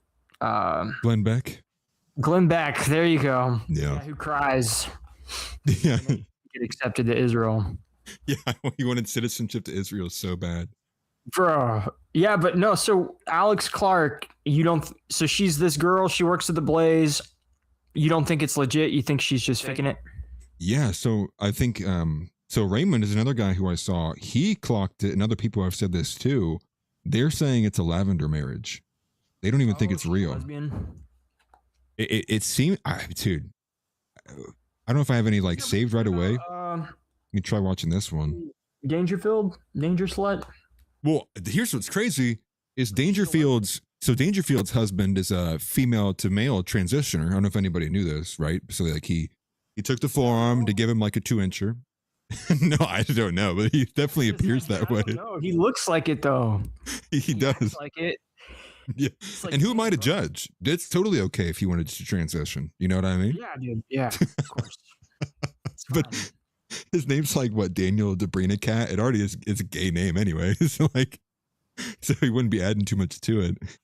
But it's crazy because he is somehow less gay than whoever this guy is. Okay, so we have a little bit of it. Here's like their presentation, I guess. Let me turn it down a little bit. Going to your big announcement yesterday on stage, you revealed Vance, your new fiance. Oh, Lord have mercy, dude. Dude, Bruh. I don't Bruh. like that. It's like that's what you see coming at you, like when you're in sleep paralysis. It's like getting closer. It's like crawling on top of your bed. You know, you're like, holy shit. You know what she looks like? She looks like those characters from like Chicken Run or Wallace and Gromit. You know, like She's like claymation. Dude, she looks like it, bro. I swear. Tell me I'm wrong. Somebody in the chat, tell me I'm wrong. She does. It's probably because there's like 2 inches of like makeup, like coated. Her eyes. Yeah. Dude, she's It's scary, dude. Chicken pot pie, bro. I don't trust her. And yeah, is that a little bit of a hook on the nose too? That's a big nose. It is. Because like sometimes you can have a hook, but like if your nose is small, that's like a good indicator. But if it's big, that's like the thing. That's a big nose. Look at that bridge. That's what I'm saying, dog. Like, dude, you punch her in the face, your hand's getting broken. You're like, what did I just hit? Fat lines. Fat lines. Bro, you know what's funny? It's like she probably, like, having a nose like that, you probably get headaches being around her because she's like sucking in all the oxygen. And you're like, dude, why does my head hurt so bad? It's like, bro, it's because like, bro, she's pulling it all in. Yeah. You're existing at like sub-level atmosphere around her. Yeah, I don't know. I don't like her. That's not like, I don't like that type of white woman. That's just me. I don't even know she's a white woman. That's coming into question real quick. That hook nose. Yeah, So they're saying it's a lavender, right? Is it because of the dude or is it because of the chick? Because of the, I think both. I'm trying to find a good one of the dude. Maybe I just need to like look this up. Also, this is crazy, dude. You see this moment with Myron? What? Oh, because he was. Bro, dude, that goes so hard. Crazy. No, so there was I guess there was like what do they call them? We'll just go with monkey, but there's a black woman on the Fresh and Fit podcast, and I don't know what she was getting angry about, but she basically multiple points to total like calm down. She eventually does it, and they tell her you need to leave, like you need to go. And on her way out of leaving, she attacks this white chick who is sitting right next to Myron. Like she just like reaches over another chick and starts punching down. Myron stands up, and they got this still frame of Myron like protecting this girl. Is that this? This is real? This is this is real, but the movie poster part is not real. Bro, that's awesome. And so yeah, I thought this is just crazy. It goes hard. But no, let me see if I can find I don't know what his name is. What is it? Alex Clark husband? Husbando? Oh, here's a good one. So this lesbian made a video about it. Oh, yeah. All lesbians. I'm assuming, so I think she's the originator of the claim of like the lavender marriage, I think. But especially here at the end, you can hear the husband, his voice, bro, is it's so gay. It's so crazy. Oh, man. She's one of the biggest Make America Healthy Again influencers, and last night at a Turning Point USA event, she announced that she's engaged. This is Alex's fiance. His name is Vance, and he seems to have a very minimal digital footprint, but he does have this Substack. It's called Running on Butter, and he wrote this piece about them. I read this Running on this Butter. morning, and like, I'm sorry, but like this man hates her. Alexandra has a cute little health podcast called Culture Apothecary, which is sort of like a Temu version of Running on Butter. Over the years, I had listened to her grow as a thinker. Our campaign to heal a sick culture will be amplified tenfold now that we're operating as a unit. If you think Alex is radically maha, I make her look like Ronald McDonald or Grimace if you're a real one. Don't get me wrong. On one hand, I do believe this is the love that fucking Alex talks like deserves. that or To writes me, like it's very that, clear bro. that Alex is A gay man. Yeah. A gay man writes like that. It's GOP, right? So they're all gay, dude. Yeah. They're just as gay as DNC at this point. I think Wouldn't that be crazy? Is all the DNC guys are actually like they're heterosexual, but they're pretending to be gay, and then the GOP is all homosexuals pretending to be straight. All right, let's actually take a second to think about this. Every time some Democratic dude is getting like exposed, it's because he's banging like some other chick besides his wife. Maybe he's hiring an escort or a hooker. Yep. Maybe he's doing some blow at a party with some chicks. Yep. That's pretty much it. But with Republicans, it's them just fucking dudes. All the time. Bang dudes. Have you ever seen that meme before? No. Bro. I'm gonna have to show it on stream just because I thought of it. But you're so right, dude. It's like with Benny Johnson, and then you have I mean, obviously, like with Alex Clark here, I think this is a definite case of, I don't know if it's a lavender marriage, but the guy is gay. And if it's not, it's like Marjorie Taylor Greene had like a polyamorous relationship with like 5 other guys from her hometown gym, while her husband is like, you know, in a multi-year relationship with a dominatrix, and he's got like this absurd fetish with like massive boobs. It's like, yeah, that's the right-wing version. And then you have Kristi Noem, or is Kristi Noem, forgive me, that was her husband who did the dominatrix stuff. And it's been so many, it's like hard to even count. Yeah, and they have the grinder party. I mean, say what you want about Biden, but he was never, his administration didn't invite Grindr to have like a dinner, a correspondent dinner. You know, it's like, yeah. I want Biden back at this point, dude. Fuck it, dude. Double chocolate chunk ice cream. You talk about that all day, bro. I'd be like, hell yeah. Talk about it. They make the hairs on my legs stand up. Like I those are better times. Dude, yeah, I want that. I want those stories again, bro. Those were so much better times. Yeah, would you rather have Indians everywhere or Joe Biden as your president? You know, would you rather have Trump yelling at you that, yes, we do need 650,000 more Chinese students here? I'll skip past the woman speaking. I just want to show you him talking. Right here. You ready? Give me the gayest thing you ever heard. People don't understand that what we do here is art. Yeah. Oftentimes people come and they're like, they don't understand. Yeah. They're demanding things. And as an artist, you know, you have to take your time. You have to create. You can't rush art. There's no way. That's actually him. Did they not have him speak at the TPUSA? Did he? It kind of sounded at first like he was just pretending to be gay. You know, he used the gay voice to just like kind of mock somebody, but then he keeps going. And then it kept going. All right, bro. When are you gonna, you know, go back to default settings? No, dude, that's like somebody being like, no, I was being fake. Like, I was just kidding, guys. It's like, bro, whoa. It's like, dog, I don't believe this at all. What is it? Fiddler's Coffee? Am I reading that right? Yeah. So if you see the caption, it says, oh, shoot. Fiddler's Coffee. Yeah, Fiddler's Coffee. You asked, we answered. Yeah, and that's not even the only one. There's another one. I probably don't have it anywhere. Here's one. This is a good one. All right, tell me if the voice is any better on this one. He also found some. Wait, is this the same guy?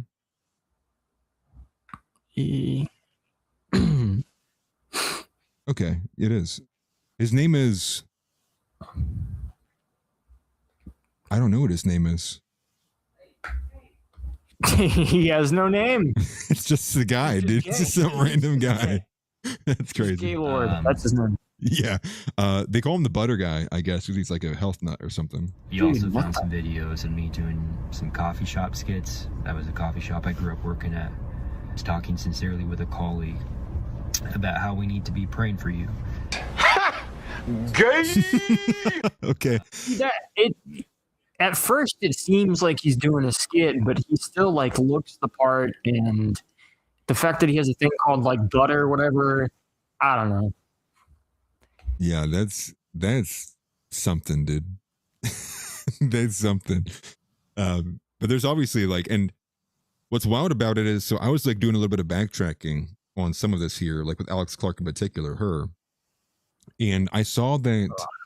So this is a post from Morgan Ario, but I saw there was she had addressed criticism herself. It was like back in April of this year, I do believe, and she was saying something to the effect of that she knows like a criticism of her is that no one takes her seriously, or like she's not seen as a serious voice on women's issues because like she's not married yet and she's like close to 40 years old. I think she's like 38 specifically. Oh, okay. And then so you see that in April, and then you see this, and it's like, I'm sorry, like the easy assumption for me to make is that she did this purely as like a move for her career. Yeah, it's all politics. Yeah. Like these people are essentially just politicians at this point. Yeah, that makes a lot of sense, because it's, if she hasn't been publicly dating this guy, right? She hasn't been doing that. I don't think so. I think this is just like, it's just like it just got dropped like a couple of days ago. Yeah, you're probably right. If it's not a lavender, it's definitely just not really serious. It's just for show. Yeah, I was assuming her main post would pop up. Yeah, here it is. This is her original post. She said, for years, people kept trying to introduce Vance and I. Oh, it's Vance. Oh, you okay. I was wondering why you guys are putting that in the chat. Okay, I'm retarded. I am retarded. You guys know that. People kept trying to introduce Vance and I, and the timing was never right. What I couldn't see then was that God was writing a much better story than the one I would have written for myself. My future husband, who's the most godly, conservative, kind, smart, and health-obsessed man I've ever met, have been waiting for me this whole time. It's my favorite plot twist. The best thing that's ever happened to me started with, if anyone knows this butter guy. Read our full love story from my fiance's perspective below. And so I guess he wrote a Substack on it. But this to me is like, she met the guy 2 months ago and now they're getting married because she needs it to help bolster her career. Yeah, see, when Fishback does it, it's cool. Right, exactly. When a woman does it, it's desperate, and she hit the wall, and she's Jewish, and she looks like the lady from Chicken Run. Yes. It's like, look, correct. We don't play by the same rules, okay? It's true. That was my favorite thing when Nick was talking about last night. He's like, yeah, so what? He got married on his ex-girlfriend's birthday. So what? What are you going to do about it? Right. We can do that, yeah. She's crazy, bro. His ex, dude, his ex is insane. I even like, so did you see that his ex, like, she did the Fishback files, and then she didn't release them. She put out a video and she said, actually, I'm not going to release anything on James. And then she's doing a collab with Jake Lang. Ugh. Like, what is going on here? Saw that, to be honest. No, so I quote tweeted it because I was so blown away by this. It was like one of the last things it's this one right here. So this is like, her name's Francesca, whatever, and she liked it too, which is crazy. She liked my post. Like, you got to be insane. And look at this. 220 replies, less than 200 likes, 80K views. And it's still cringe. Have you seen much of her? Have you seen any of her videos? No, I saw like the picture that came out before she was posting the videos, but I just didn't care to watch it. I assumed it was just going to be some stupid shit, and I guess I'm not wrong. Dude, you assumed correctly. Yeah. You assumed correctly, yes. Dude, what's wrong with this guy, bro? Like, why does he always look so weird? Because he's Jewish. Yeah, but like, come on. That's not good enough. No, I mean, that's not a good enough excuse for him. I'm sorry. I mean, well, there's something else going on here. He's probably, well, think about this too. Like, why is he in every place that matters, seemingly always on the day of? Yeah, I don't know. He's just all weird. His whole thing's weird. I don't get why people even remotely like him. Even the normies, it's just weird.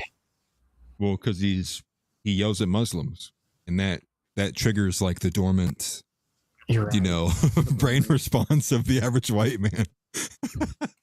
We yelling at them sand peoples again. All right, hold on. give me a beer. It's like, it does something to these people. He does look a little odd in this, but the video is cringe. It's like a minute long.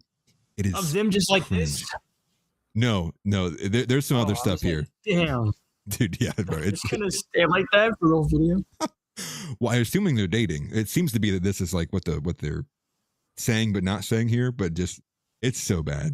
I just picked up a Oh, dude, women are so loud too. Like it pisses me off that women are so loud. Like that's crazy, dude. The amount of audio work I have to do going from woman to woman is crazy. American hero, patriot, all-American Chad, Jake Lang from the airport. Hey guys, welcome to Francesca's cooking show. Look at her picking me up from the airport. She takes me up, makes me this huge, juicy steak. Back to the kitchen is the name of it. Please share the video. What a delicious and awesome conversation. And I'm gonna be making gay, dude, right? Like this is so gay. There's like another probably hit. He was probably hitting, and she was probably thinking of James. Yeah, that's true. Back. That's what this all is. She's like, that should be me. I should be the future governor of Florida's wife, not this other girl. Dude, 100%. That's what me and Capo were talking about on the kick stream the other day. Like, it's her trying to fight back. It's her trying to like get some cling to some power. I mean, because to her, it's like she basically had her whole life set. I'm gonna be wearing fishback. This guy's like, he's all the rage. He's gonna win the governor's seat in Florida. He's like top G. And then, Top G comes in the room and he says, listen, like, you're insane. Like, you're insane. Like, it's been fun. Like, I need, like, I can't, listen, no one can run for governor without getting their dick sucked. I appreciate that. But listen, you got to go. You're insane and you're a feminist. And then he marries some other chick and she's like, this is her, like, psychotic reaction to it all. He's trying to fight back. You know what's funny is when he married that other chick, people were saying like, oh, how could you move on so quickly? And it's like, dude, girls do that all the time. All the time, bro. They'll dump a guy and then be with another guy even before they dump the person. It's like, it's such delusion to act like women don't do stuff like that and act like you can't meet somebody and fall in love and get married within a week. That's happened all the time before. Right. Where's that old school American romance, bro? Come on. Right. Well, I think most often what I've seen from women is that it turns out like they basically have like they've already like they'll be like a month before you actually break up. She already decided like she's going to break up with you. And she spends like that final month finding the new one. That's why you got to break up first. Right. And if you do that, it does something to them and they cannot like accept it and it breaks them. Right. Which isn't like a good, like, I'm not saying like, oh, you should go around like breaking people, but no, they're going to do it. Like if it's going to go down the drain and if you can tell, like if you're not, it's your first relationship and you're just blind to it, you got to be the one to break it off. Yeah. And she's essentially, she's been alpha widowed, and she's trying to fill the void with Jake Lang. She's sort of like scrolling through her feed, like, who would be an easy chud that I could just get on video with me? She sees Jake Lang and he's like, he'll do anything for $1. She probably hit him up the day of. Like how do they even meet? Who DM? Right. Well, that's also kind of curious. Was it like, did Jake reach out to her, or did she reach out to Jake? Like, and who even? Just like she sent just a bunch of messages out. Maybe she hit you up. She hit me up. It's just in that one part of the DMs that it doesn't show you. It's with all like the bots. She's in there. She's like, "Hey, you want me to cook you a steak dinner?" Yeah. X assumed it was a sex bot. Like, you go in the dark corner of the web, never come out. But yeah, it's cringe, man. And I said on a very personal and a very Christian level, like there is a part of me that, I don't take joy from seeing like a woman psychotically like spiraling, like I don't take any joy in it, but it's like, what do you expect? I guess this woman's like probably insane. Probably the reason why Fishback didn't marry her, and this is the result of it. Yeah, I mean, she just wants attention. That's they all want attention. Never any e-girls ever.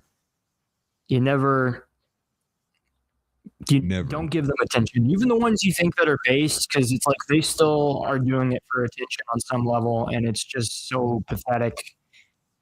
Like there are girls out there, dude, who don't do that. They're not posting on Instagram. They're not posting on X. There's not that many of them, mind you. But That's news to me. I mean, yeah, for you, you got lucky. You're blessed. I did. But, I did. I made it out, dude. The best thing you can do at this point, if you're looking for a girlfriend, is try to find one that does not give a shit about politics and is not actively posting bikini pictures. And right. I would say take a 9mm, load it, cock it, rack it. No, I'm kidding, obviously, but it's bleak out there, and I will say wholeheartedly, there is no part of me that is jealous of any young man's journey right now through the dating marketplace. And oh yeah, on the same hand, I'm getting my karma from God because I now have my second daughter on the way. So yes, dude, congratulations. I appreciate it, man. Thank you. That's awesome, man. That's really, it is, dude. That's awesome, bro. That you, man. Well, I appreciate it, man. I'm super excited, and you know, my first daughter, you know, her name's Awen, and she's you know, I love her with everything inside of me. But my parents have been saying, like, you know, you're gonna get karma for the way you are, and I think this might be the karma. Like, I'm concerned if we try for the third, that I'm gonna get another daughter, and we're gonna run out of available seats at the house. You know, I'm like, please, a son, please, God, you know, like, and that's kind of what I'm hoping for ultimately. So, man, I've already told my wife as many as it takes until we get a son. So if we gotta go 10 deep, she better pack it in for the long haul, dog. We're going. You're doing your part for the rest of us. Yeah, Hook saying go for 3. Buddy has $4 daughters. Yeah, that's kind of the same thing. No, I'm just kidding. My best friend, he's kind of like a brother to me. He had his second kid not that long ago, and it was a daughter. The first one was a boy, and they call me their uncle, so I go over there all the time, and bro, I love them. They're so much fun, dude. Yeah, they're so cool. Yeah, I had the weirdest experience with some of my in-laws.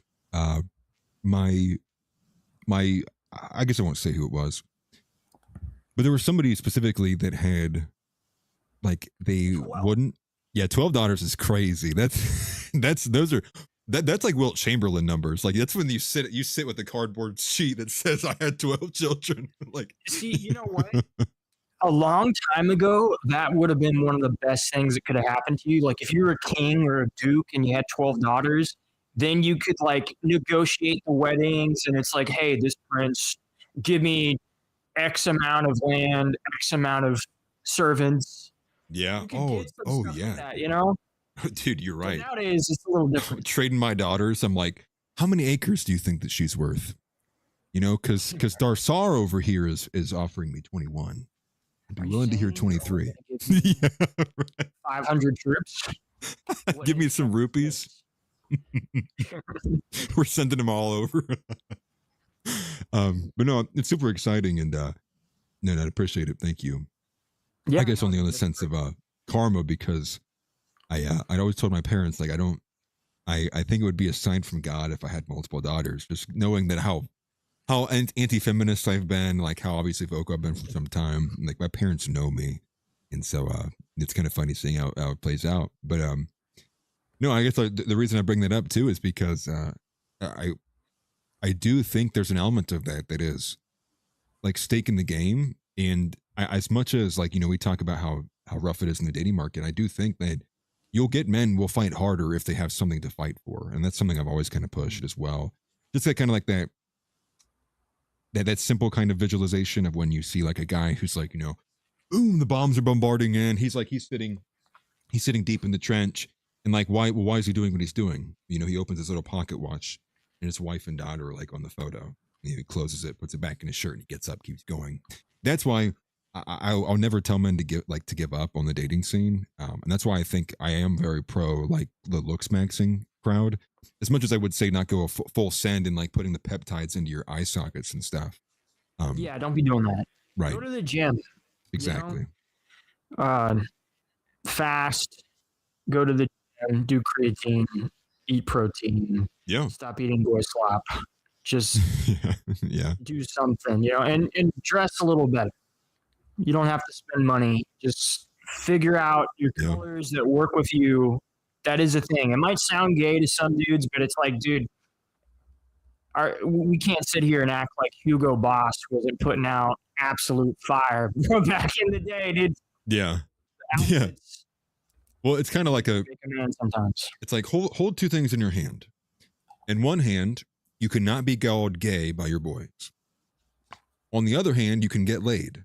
So like it's like, you know, which one of those would you like to have? You can only pick one. Yeah. And there's just go ahead. The type of person you want to be, you know, look at like the figures of the past. You have an image, you have a reputation, you got to have some type of standard for yourself. Yeah. Be walking around dressing up in, you know, Cookie Monster pajama pants and fucking wearing I love my Naruto pajama pants, dude. I wear them things everywhere, dude. You're like Walmart. I think they were from Walmart, I'm pretty sure. It's like come on, dude. Like I like Naruto, okay? Like I'm an anime guy. You know, sue me. But I was just gonna say right. Well, like with like Prosopa Insights is somebody who got me the ball rolling in my head over one of the things that I never really actually even considered before was taking into account like my head shape when I was getting a haircut or like with facial hair. And by accident, you know, I'm like, you know, it's just like, oh shit, like, what do I do now? I went down to like the disconnected goatee. And instead of people saying like, oh, hey dude, like, you know, like, you're like looking good. Everybody was like, are you on Ozempic? So I was like, oh, hey, hold on. And I mean, it did. I mean, I look at some of these older photos and it literally is like, I mean, the beard, as much as I thought it like being manly, I mean, it made me look fat. Like I look literally obese. Like I shave it and like I lost 25 pounds. Like I didn't lose any weight. It's just because my head shape is better for like this. And so treat it like a science if you have to, if you know, it makes you feel less gay about it. I think that's why maybe the looks maxing stuff does, you know, just does wonders for some people. Who was like actually like pretty good on that stuff. Do you remember that one dude? He was black. He was that older guy with the glasses who would give like Kevin Samuels. Yeah, Kevin Samuels. He gave pretty good advice to men. He's like, yeah, take a shower, wash your fucking ass, like stop smelling like shit and looking like shit, like be a fucking man. Bro. Dress like you mean business and people will treat you better. And then when it came to women, he was like, you're fat. You're ugly. You smell. That there was a he was black. That one was cracking me up. But it was the specific rant that he had with the guy about that specifically, where he's like literally walking him through the step. He's like, you're going to take the bar of soap, you're going to put it on your ass cheeks, you're going to wipe your ass with the bar of soap. He's like going step by step on a call with this guy. And I was like, dude, dying. R.I.P. Kevin Chambers, by the way. Yeah, Red Bull got him. Yeah, but dude, Mossad got him. Yeah. They said, don't talk to my black queens this way. Pff, killed him. Yeah. I mean, but like there is something to be said. And this isn't just a problem. This is kind of like a problem with like a lot of younger guys. They just, you've been sold this bullshit kind of in the same way as like women, to where you're supposed to be accepted and loved from a visual perspective just for how you are. And it's like, that's just not the way things work. All right. Like, take care of yourself, clean up. Like if you know, like it's just have some respect, at least with that. And it will do wonders for you because the bar is so low right now. Yeah. Yeah. And think about how many guys like have just given up. Like they're never going to approach a woman. You know, like they already told themselves in their head, like it's over. You know, it's like, it's so over. Like they're not even going to try. They're just there to, you know, go to class or whatever. And I mean, for the most part, for most guys, it would benefit you more to not chase women and to kind of focus on yourself and build yourself up. Because, you know, once you start making something of yourself and you go down that road, women will become attracted to you. You will have them hit you up, message you up. And I'm not like a model or anything like that, but I've done pretty good. And not good enough to get Tom looks pretty good. Hey, the chicken thing works. All right. You'd be surprised. The feathers, I keep them groomed. I keep my beak polished. I surf. You know, it's like I'm chill. It's like, it's all the vibes, man. They see you and it's like, he's got to be a chill guy. See, I am. Until you. No, really, they see the slim build. They're like, he's got to be packing heat. Like, this guy's got Operation Midnight Hammer down there. Let's go. Bro, I won the Midnight Hammer Operation Righteous Fury. Operation Tom Fury. I'm not Tom Foe now. Now I'm Tom Fury. Now I'm Tom Fury. Big pimpin'. But pause. Yeah, pause. Yeah, dude. The funniest chat I've seen, I think, in my lifetime was just a few minutes ago from Hilton. I missed it, but it was like note taking, wash, note taking, ass, note taking. Like I'm like, bro, I'm crying, dude. Like I'm like, I have to piss so bad, and that made me about pee a little bit, dude. I'm like, you're making it tough to hang in. That's good stuff, man. Yeah. But to switch to a last minute topic here at the end, I'm going to go back to this screen here because I caught it at the last minute. Not this one. It's from Asmongold here. Did you catch the Warlock reference about Asmongold from last night's show? I did. I thought that was kind of funny. He's like, "There's a Warlock in every group." Yeah, and I thought that was pretty accurate for Asmongold. Asmongold responded to the clip. Whoever made the AI art, dude, W, because that's banger right there. It's really good. The best he's ever looked. Very true. But yeah, I wanted to play this a little bit, and then I want to get your thoughts on Asmon.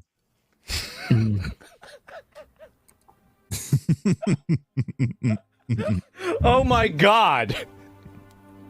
Oh my god. Okay. Well, let's see here. Yeah, probably an affliction warlock, right?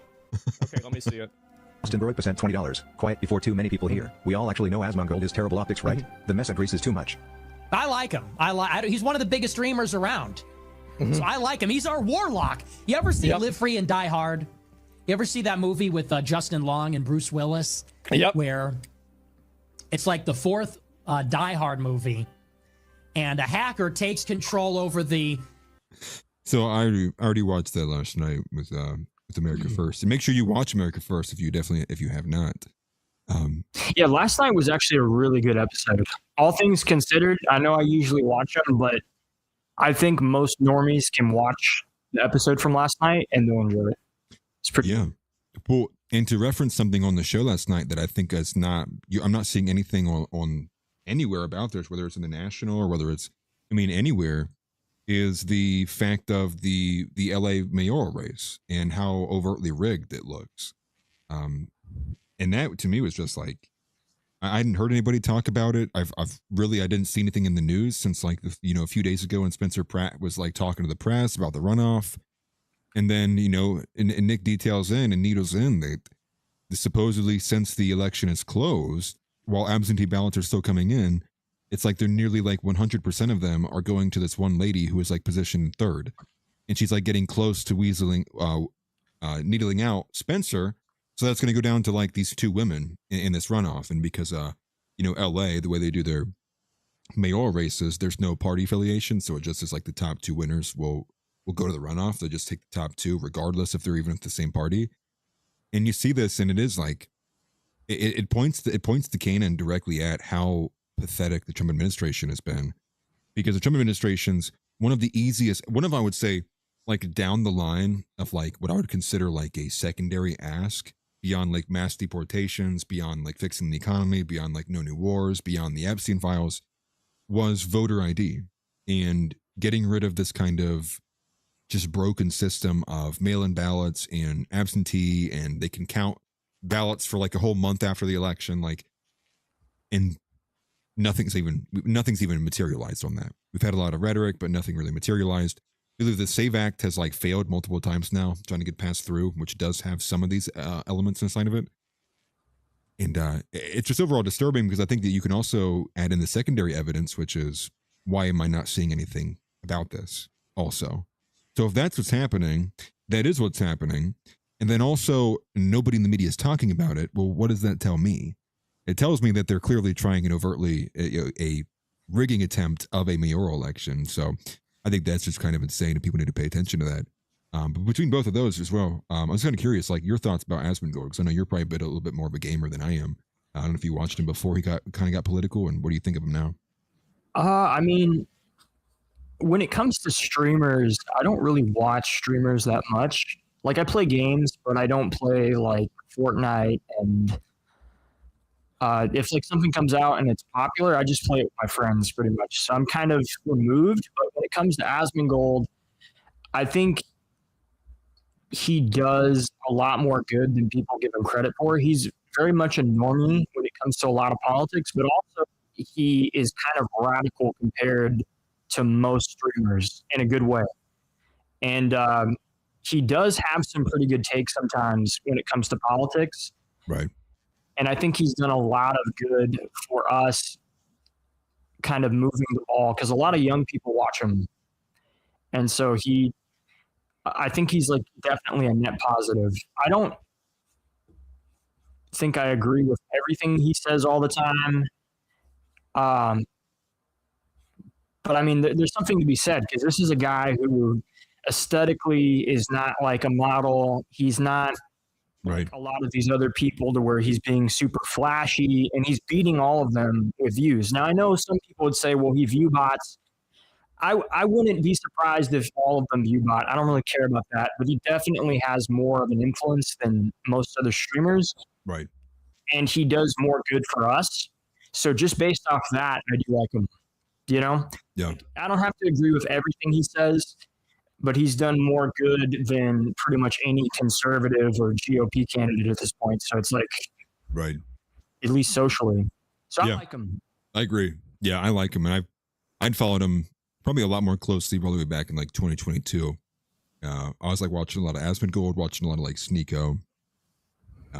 And back then it was really more so it's just like, as long as they're not like pushing gay shit constantly, it's like that's better than the rest. You know, it's like the bare minimum, you know, almost. And even inside of that, I agree. There's like times where he might go off on a tangent about something and I'm like, I don't know if I agree with that necessarily. You're like, I don't know if I'd be doing that.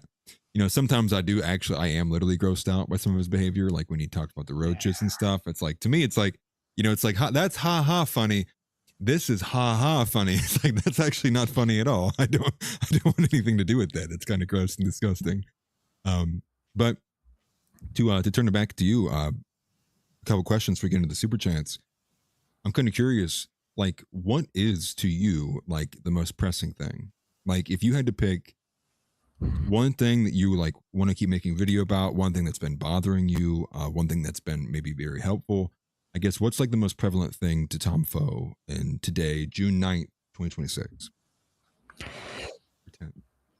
Definitely a lot of the stuff with immigration. I think that's kind of the hot topic for all of us at this point. Like the racial consciousness stuff is probably my main priority. However, before I kind of started making videos, I would say something that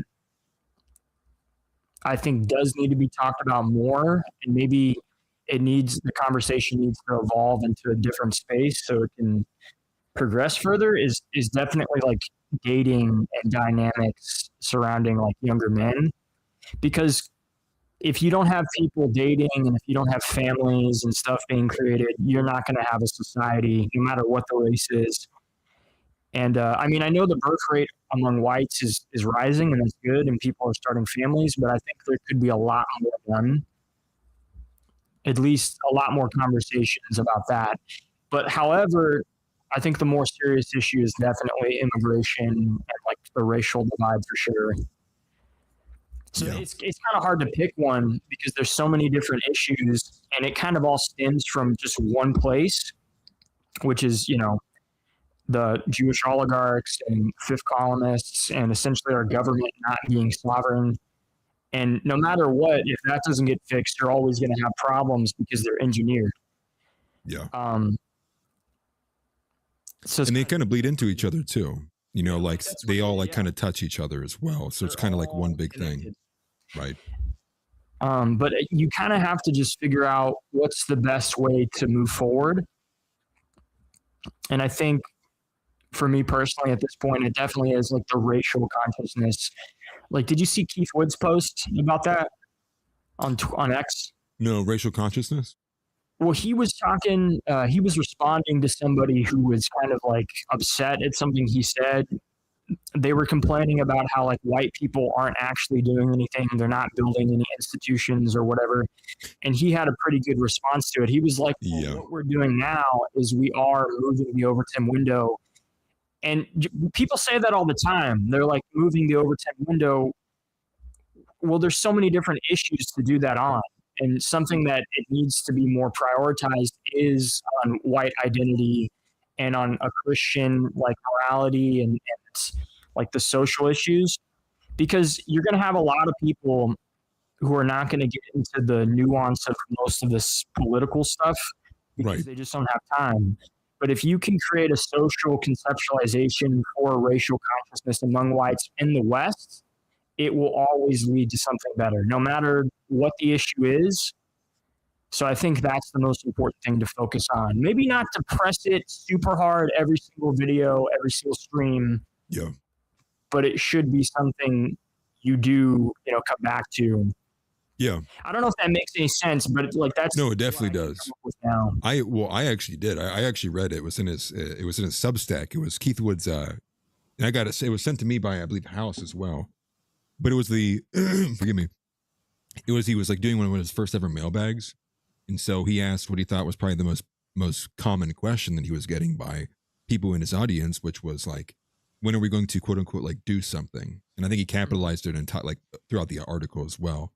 And he was spot on there. I think Keith Woods' answer was very, very strong and the right answer as well. And because he's responding to people basically begging him and asking him to go and do something, which to anybody else, it just basically means like go and throw yourself out there, go out in a furious bang, to go do something violent so the cops arrest you. That's, go do something. And, Keith Woods is saying like, like he finds that to be like inherently retarded. And I agree with him on that. And I think many people who have followed me in the last couple of months, I've been like arguing, against anybody, doing something violent. I'm pushing for violence. Those chapters, same thing with Nick overall. But it's a very basic argument, which is to say that the observation is that the powers dynamic is lopsided, that the system, the government that is elected is supposed to be representing us and carrying out our interests is not doing that, but they also command the majority of the force and the power, meaning like we don't have a channel to fight back on. Then encouraging people to collectivize and build chapters and militias and go do things that are violent only serves as ammunition for the surveillance and security state to then say, and see guys, this is why we actually need to give you less freedoms. Because when we have the freedoms that we have, you have these white racists coming out here and trying to kill people. And so they'll use the continual attempts of collectivizing, of building militias, of setting up chapters, of trying to do, Chud the Builder, etc. They're going to use that and say, here's why you deserve less freedoms. Because with the freedoms that you have, you're being violent. And it's the same thought process as never let a good crisis go to waste. And all of a sudden, like that's the one time the government's not going to use an advantage to try to like pursue more power. So I think Keith Woods' response on that was fantastic. And I think that's going to be probably the biggest thing that we're going to be butting heads on. I think probably in the next couple of years as well is going to be fighting heavily against the people who are trying to continually push people. And I think it was said best by the guest I had on yesterday, who said it's called telescopic bravery, where it's everyone else pushing for the other person to go do something. Like you go do something violent, you go fight the FBI, you go do this, and it's not them themselves. And so it's kind of quite simply, if that's the answer, then like you go do it then. Like if that's what you want to go do it. But don't demand other people come follow you. And again, if the saying is like, if it's the right situation, if it's the white area, then it should naturally bring people to you if that is the correct and right thing. And if it's not, then I think therein you have your answer. But it feels very federal to me, seeing people push for it so often. And so I try to keep that in mind. Just wondering how much of this is actually like if it's organic or if it is an inorganic, bot campaign of trying to push people to go and do violent things or go collectivize, face docs, put their name and date and address into different chapters, going and standing and holding signs. Because if the idea is that that's gonna enact any change, it's just like, to me, it's sad because it relies on a premise that there's like people who see that and they see like people are going to see Patriot Front and they're going to be like, oh dude, this is what I want to do the entire time. And I think they're very far away. Like, I don't think that's where the core of the populace is at. And I think if anything, it serves as pushing people away from the ideals. But go ahead. Well, I don't think it's like not organic. There's a lot of people that kind of live in the same society you do. And the only reaction they're going to have to that is that it's like, hey, can we do something?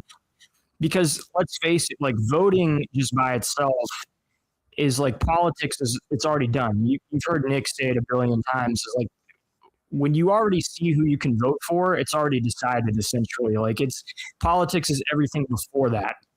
And that is true.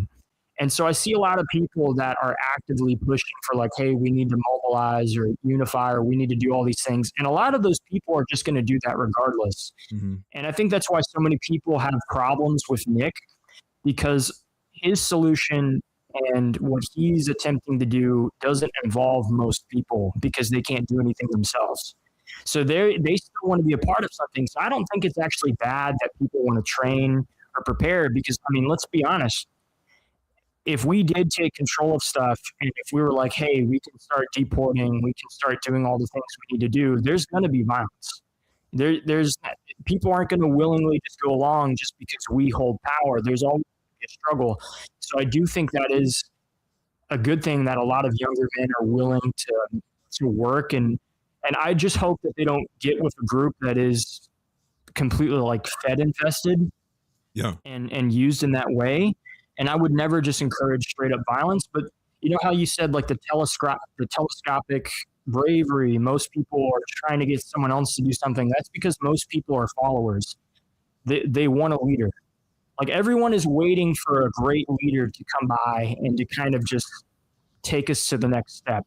You know, Nick says that, everyone's kind of said that at this point. And so everyone's looking for that person. So I don't think it's inherently bad. And I don't think that it's because most people aren't going to be able to play the political game, and voting on it in of itself is not really a thing that can work in a society this large with this much bureaucracy. You're always going to have elites. You're always going to have a majority of people that are ruled by a minority of people. You're never like this idea that you can vote in somebody in power and they're really going to just represent you. No. You need to have the right type of people that are willing to do what's necessary and take political power. But I don't get mad at people who like quote unquote Fed post or whatever all the time, because a lot of those people are just young men and they're just upset, and telling that person to, hey, go become a lawyer or, you know, infiltrate some system. Like these people don't want to hang out with those people. Like they come from a different lifestyle, a different background. So I don't hate those people, and I think it's going to take a little bit of both ultimately. But all in all, if you want to like not live in exile as a white race, if you actually want to take control of things altogether, you do need to have political power. And I don't care if it's done with voting. I don't care if it's whatever. I just think it needs to be obtained. And I think it's possible for us to do that, because in the next 20 years, you're going to have a big transfer of power. You're going to have all these boomers gone, and there's going to be a lot of open places. So I think there's going to be a lot of opportunity to take it. And it's not necessarily just going to come from voting. Like voting the majority of the time just doesn't work.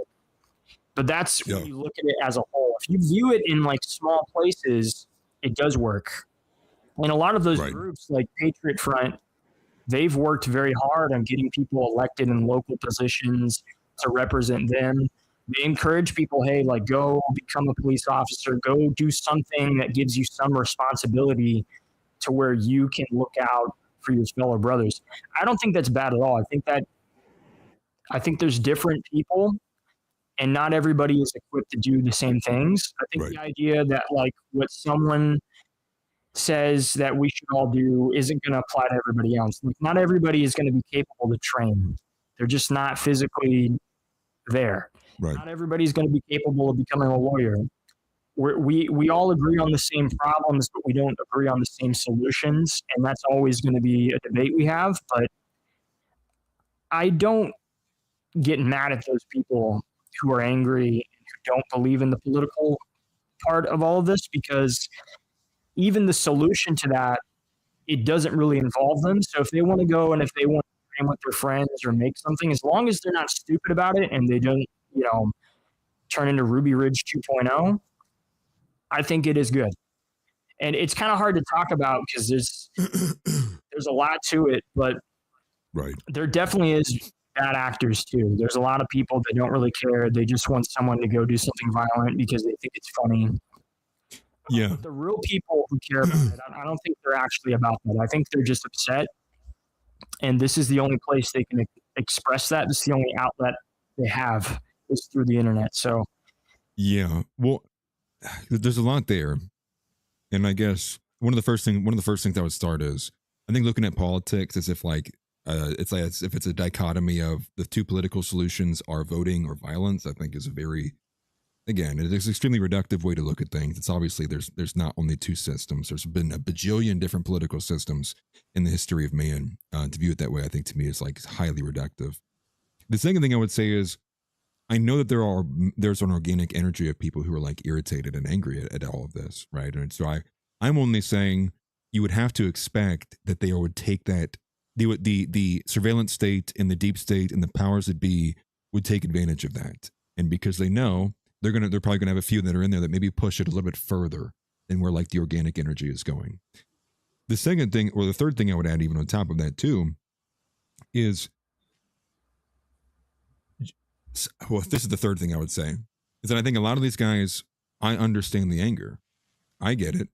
And if the concept is that like I can somehow digest, or it's easier for me to see, as Hook is putting in here, the bodies of Irina Zarutska, or seeing white people get attacked, like as if it's any easier for me to digest that than the rest of you, I would just say, fuck you, would be my first response. The second thing would be that it's like, what I think people are irrationally doing is they're trying to find a short-term answer for a long-term complex problem. And beyond that, that short-term answer historically has a less than 25% chance to be successful. So my bigger position is, I'm not willing to gamble the entirety and everything that brought America to be what it is, the greatness of white people, and gamble it on to me, a very high risk, low reward element of violently. So that, to me, that's kind of like, I would not be able to do, like, to me personally, like I just would not be able to gamble that, knowing there's such a low chance of full-blooded success.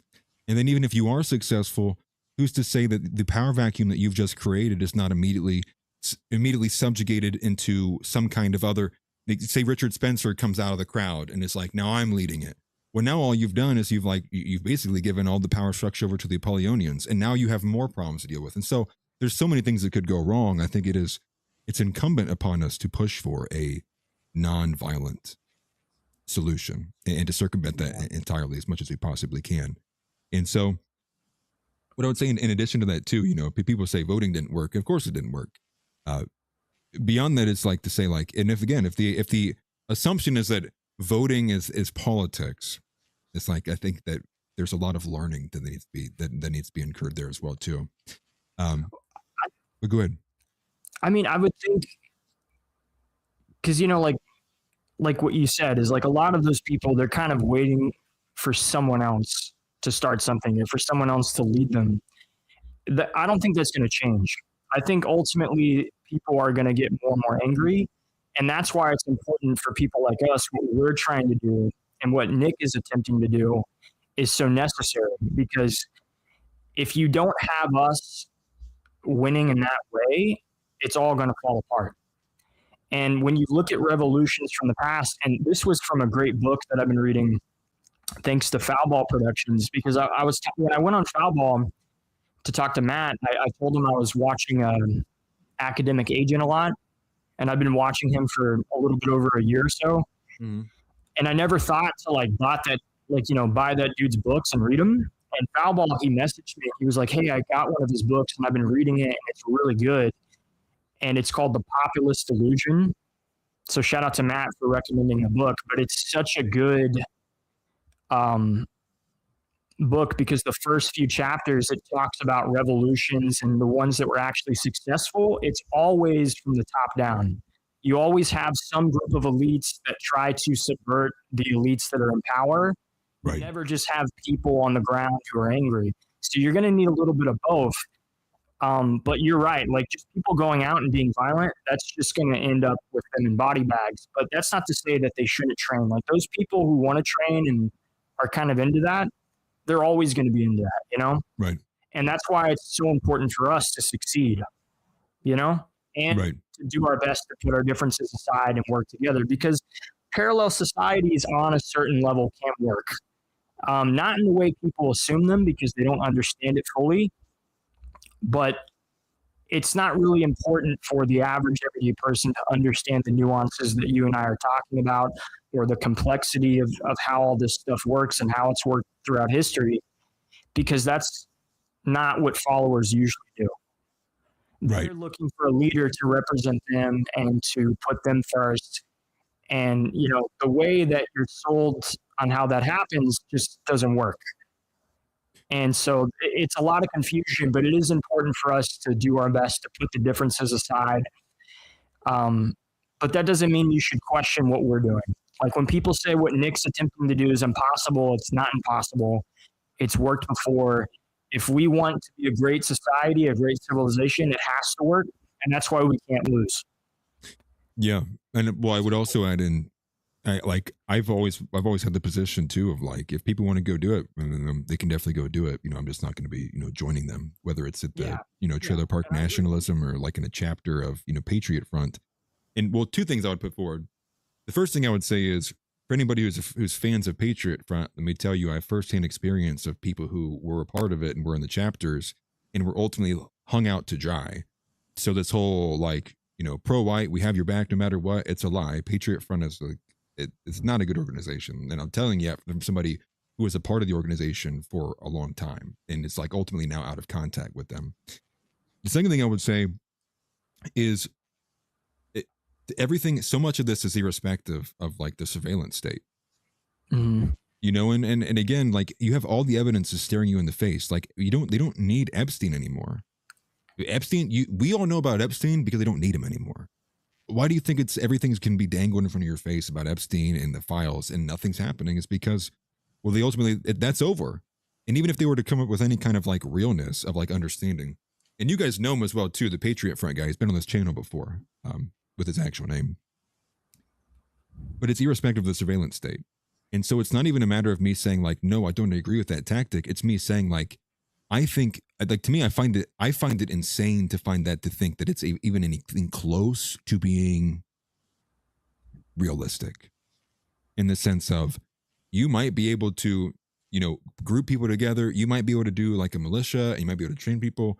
But in terms of that turning into a coordinated guerrilla tactic or warfare of some kind, just entirely, I just find that just good luck. See, when you see the things that the military did to Venezuela, on top of what other access to technology that we don't even know that they might have, on top of the fact that they have they will have the coordination of the surveillance, of the video footage, of the information, the technology, all of it. Right. To me, that is it's not even that I don't even agree with the pursuit of it. It's that I find it to be pragmatically impossible. And that's why I think it's just ultimately sending people to a meat grinder. It wastes their talents doing something that has, to me, a 0% chance of being successful at all. Were this 1800s, I'd be having a different conversation with people. But we're not in the 1800s. We're in 2026. where Palantir and Anthropic and Claude and everything else are basically firing and carrying out the war for us. You know, things are vastly different technologically wise than they were a long time ago. And there's probably things that I can't even conceptualize that are possible stopgaps or things that the powers that be could pull out to prevent certain things from happening. And even with all of that being said, any attempt that's unsuccessful will literally be used to crush white people and those kind of groups and ideas to the end of time. They will point to it like how they did with January 6th. Does everybody remember January 6th? Do you remember how insane it was that they came out and they're this like solitary confinement? They can't see their children. Well, imagine how that would expand to the groups if there was an unsuccessful attempt. And then imagine how that would happen. Like what happens to America First after an unsuccessful guerrilla warfare attempt is occurring in Washington, Northwest Washington. They're going to start censoring. They're going to start locking down. It's going to give ammunition to the FBI to add multiple other sub-threat categories. It invokes further control. And that's why, to me, it's like, I find it to be not only just practically impossible, I find it to be, in some senses, not wholly, but in some senses immoral, but I also view it to be an extreme liability. So for those three reasons, like, I'm out. No, I mean, I get that. And I'm like kind of with you in the sense that I'm not going to be one of those people that goes and does any of that stuff because that's not something I'm interested in doing. But I have talked to people that are, and that's kind of the route they're going. And I don't think they're all inherently just bad people. And I would say it's kind of a good sign that so many young men, the ones that are not getting involved into the nuance of the political side of stuff, they're still willing to want to attempt to do something to take their country back. And like I said, most of them aren't going to do anything at all. And you're right, the surveillance state would take anything, even if nothing does happen, they'll use whatever they can to destroy us. But that's never going to change, whether they do it or they don't. And like I said, with the people that want to go that route, it is the responsibility of those people's leaders to keep them kind of in check and to make sure they don't mess up. And that goes with us as well. It's important for us to succeed. Like, this isn't something where like we can have one side fail and the other side gets, like, we all have to make this work. Yeah.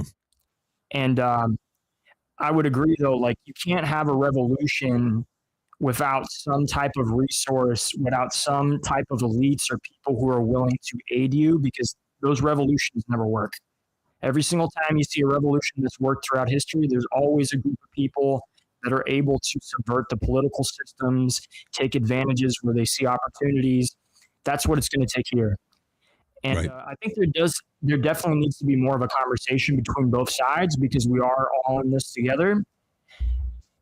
And I have faith, though, in those people and in their leaders, hopefully, that they're going to not do anything stupid. Because to be quite honest, if they were going to do some stupid, major, just all-out violence, that would have happened during COVID. That would have happened in the past. I think at this point, those people, if they want to train, and you should be training. If you can get a gun, regardless, you should have a gun. You should be going to the gym. You should be taking care of yourself. You should be learning how to tourniquet. This is just stuff you should know as a person. Right. And you don't have to be a part of Patriot Front or some club to learn how to do any of that. So don't feel like you have to be peer pressured into any of this. Yeah. But it's not going to be easy. Like, none of this is going to be easy. But I think if anybody's capable, we're capable because our ancestors have done it. And I mean, we got to have some confidence in ourselves. But I do give a little bit of, like, I don't hate those people, and I understand where they're coming from. But it's hard to talk about this, you know? Yeah. There's so much. I know. But this is probably a conversation that needs to happen more, for sure. Yeah, it definitely should. You know, and for the reasons being is I think it's not being talked about in a sense that's comprehensive or robust enough for the weight of, you know, to actually reflect the weight of its significance. And I guess one of the other things I would add too is, like, it's all happens in, like, irrespective of the geopolitical too.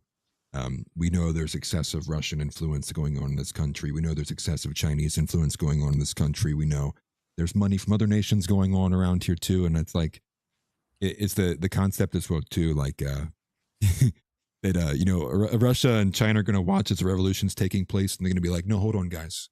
The right thing to do is to wait to see who wins, and then we'll engage with them afterwards. It's like, you got to be a sucker to believe that.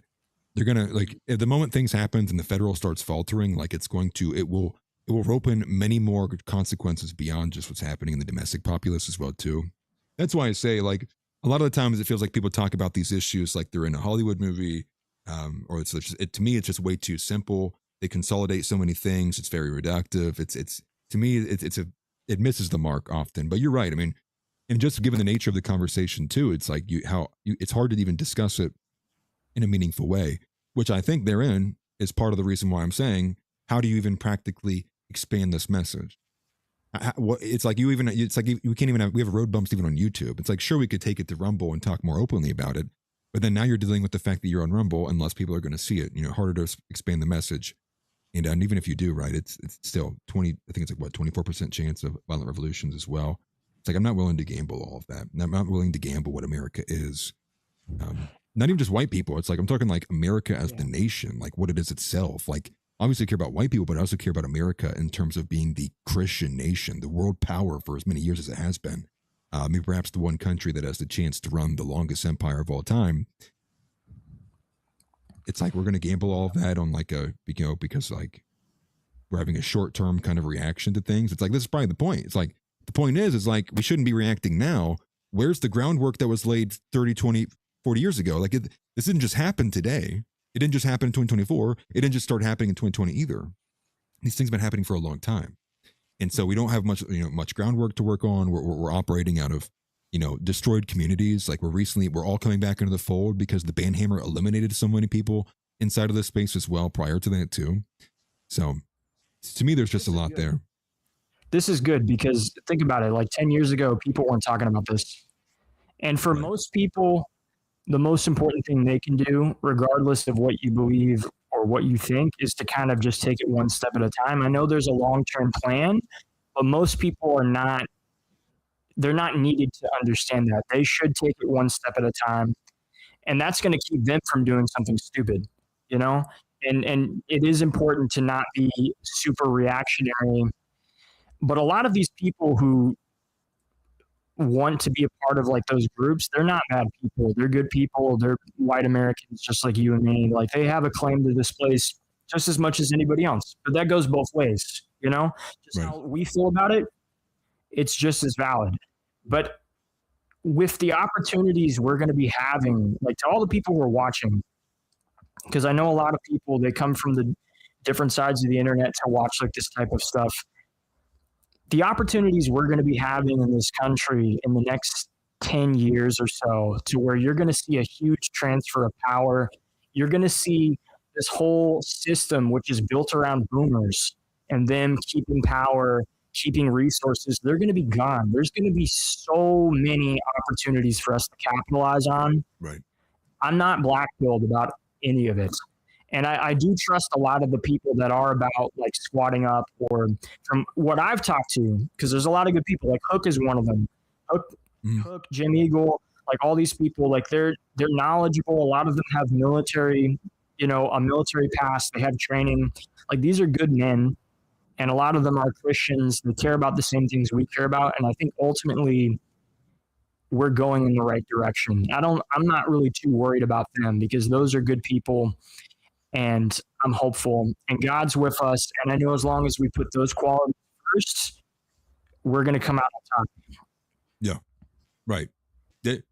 Now, I agree wholeheartedly. I guess from my perspective, I think, to me, it's the black pillars are the ones that are saying, forget trying, collective. I guess that's how I would flip it like that. I don't think me, I'm black pilling. I don't think the Groypers are black pilling. I think the Groypers are. We understand like a long road ahead, long term, a lot of steps to be made. There is progress that's been being made. And then just in the way that, Keith Wood says here in his article, talking about the changes that have already happened, conversations like this wouldn't be happening 5 years ago. So there has been progress that's been made. People go, what's been done? Like, what's changed? It's like so much has changed. Like the genie's not going back in the bottle on the JQ anymore. Like that's over. Like you can't have it go mainstream for a couple of years in a row at the level that it has, and basically consume and infiltrate the majority of the right wing of all the, they're calling them what do they call them? The podcastians or whatever. Like they're giving a term for like people like Candace Owens, Ian Carroll, Tucker Carlson, Sean Ryan, all of them. Like there's been much that's changed. And simply much by being more honest about what's actually happening, I think is very significant. But here's a good snippet from the article from Keith Woods, and I agree wholeheartedly with it.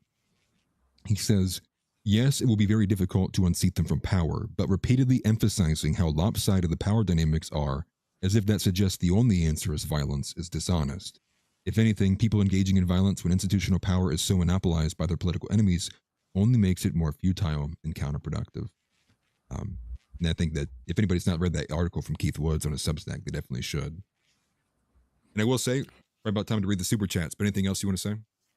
No, I think this is great. And this is a very healthy conversation. It definitely needs to be had more. But the fact that like these two groups are kind of coming together now, it's a good sign.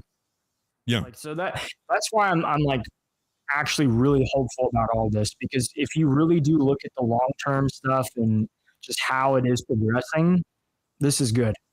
I agree. It's the biggest win we've had in 100 years, so it's like, it's great. Yeah. Because now it's like, instead of feeling like there's only one group that's trying to figure it out, it's like now we kind of have, now there's like two distinct groups that are trying to like figure it out and fight back on things that we agree on like 95% of on. Yeah. How many white people does it take to change a light bulb? Now we got all the white people trying to change it. We'll figure out something. Right. I think we got some smart people on all sides, and I think most of them understand what's needed. So yeah. I'm looking forward to it. If anything, it's going to be a crazy time to be alive for sure. Yeah. Yeah, that too. Yeah. A lot of perhaps unprecedented activity could be taking place as well. But and I agree with Shirtwear here too. In the end, we win, and as long as your identity is in Jesus Christ, in the end we win, and it already happened actually. So it's like nothing really even to worry about, because we can just kind of accept it for what it is. I feel like I was going to say something else, but I forgot about it. But before we do super chats, was there anything else that you wanted to make mention of? Your links for both your X and your YouTube are in the description, so anybody who's not already following Tom Foe or subscribed definitely should. I'd imagine a good portion of you already are. So. For those of you who are not, definitely make your way over there. Make sure you are subscribed to Tom Foe, and also make sure you smash the like button if you have not already, and subscribe to this show as well too. Say that again. The stream. Yes. Smash the like button. But I guess we'll go ahead and do we'll do super chats here. I'll do the YouTube ones first, and we'll go to Power Chat. Oh, I must have missed this from earlier. Thank you for Concar. I can't read nothing. Thank you to Concar for becoming a member. I appreciate that. We have one from Sam SRT. He says TND. Am I missing the reference? TND? What am I not? Why is it not clicking for me? You don't know what TND means?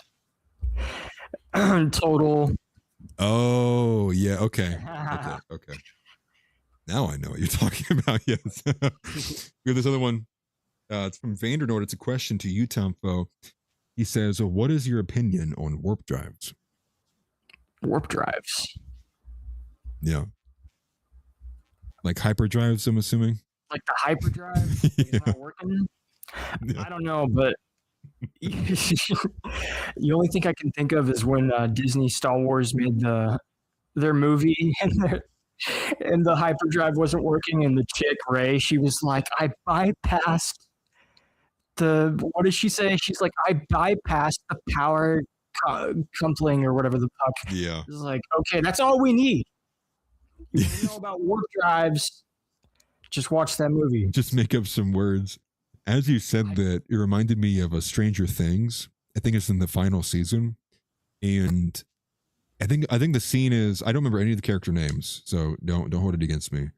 But it's that weird frog looking kid with the curly hair who's like got the braces, and he's in the car with like the taller, lankier guy, And I'm not even joking you, the language they're using to describe like the device they have, because I think they're trying to drive to find a location or something. I have no idea what they're doing. But it's like, no, we have to align the percolators with the whistle snappers, and we gotta rope those in with the tongotovs. And it's like, you're just making words up. Like, this doesn't even make any sense. And then I'm watching an episode of Stargate, and Major Carter goes, and she's like, so the relative theory of quantum physics would have me understand that as this object was becoming closer to me, I should have been observing this. And it's like, they're actually, so it's real in Stargate. Like the those aren't like wacky made up terms. But in these new day age stuff, you see them, they're always saying shit like that. They're like some millennial writing. Yeah. Some millennial, like low effort, like just make it up actually. I heckin' love science. Yeah. That's a heckin' good. Yeah. And then I think I had one more on the power chat side. Did I have one more on the power chat side? I did. Where's it at? Right here. It's from Millie Reed. Merely Reed sent $15. Buddy is getting on the plane with them when we send them off. Is that even playing? Yeah, I heard it. You heard it. But I appreciate it. It says, Buddy's getting on the plane with them when we send them off.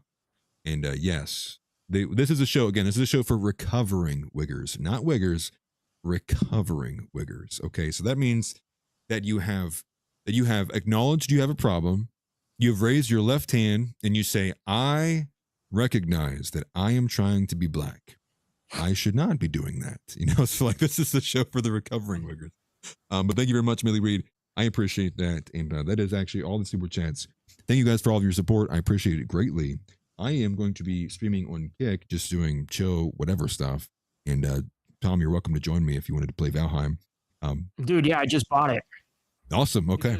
Because you were like, it's a good game. And I was like, okay, I'll buy it because Atlas said so. Yeah, it's good, dude. It's a great game. And so I'll be going over to Kick. Everybody who wants to be joining me, the same thing over there. Atlas Thugged on Kick. But give me a few minutes. I got to piss like a racehorse. So that's going to obviously take precedent first. But then we'll be on Kick. We'll be streaming, reacting. It'll be a lot more chill, a little bit less formal. We try to keep it super formal here on YouTube. And I got more subscribers here. So, it works that way. But thank you, Tom. We appreciate you for being a part of this. Any final words? Thank you, guys. No, but thank you guys for being here and listening to this conversation. I had a lot of fun. We definitely have to do this more. Yeah, for sure. I'm surprised this is the first time we're doing it. We definitely need to do more. I know. Everybody who came by and listened and was participating in the chat, we appreciate you guys a lot.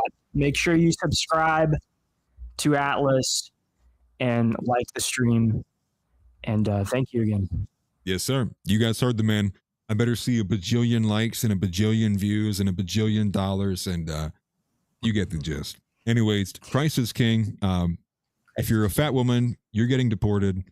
And let's impeach every single person in the administration. And somebody better rehire Dan Bongino so we can impeach his bald ass too. But with all that being said, we appreciate you guys. Have a good rest of your night. Put your identity into Jesus Christ. We win in the end. We will take our country back. Until next time, I'll see you guys on Kick. Get up and get out. Get out. Get out. I have a question for you. Say Christ is Lord. Say Christ is Lord. Say it. You say Christ is Lord. Get out. Get out. Christ is Lord.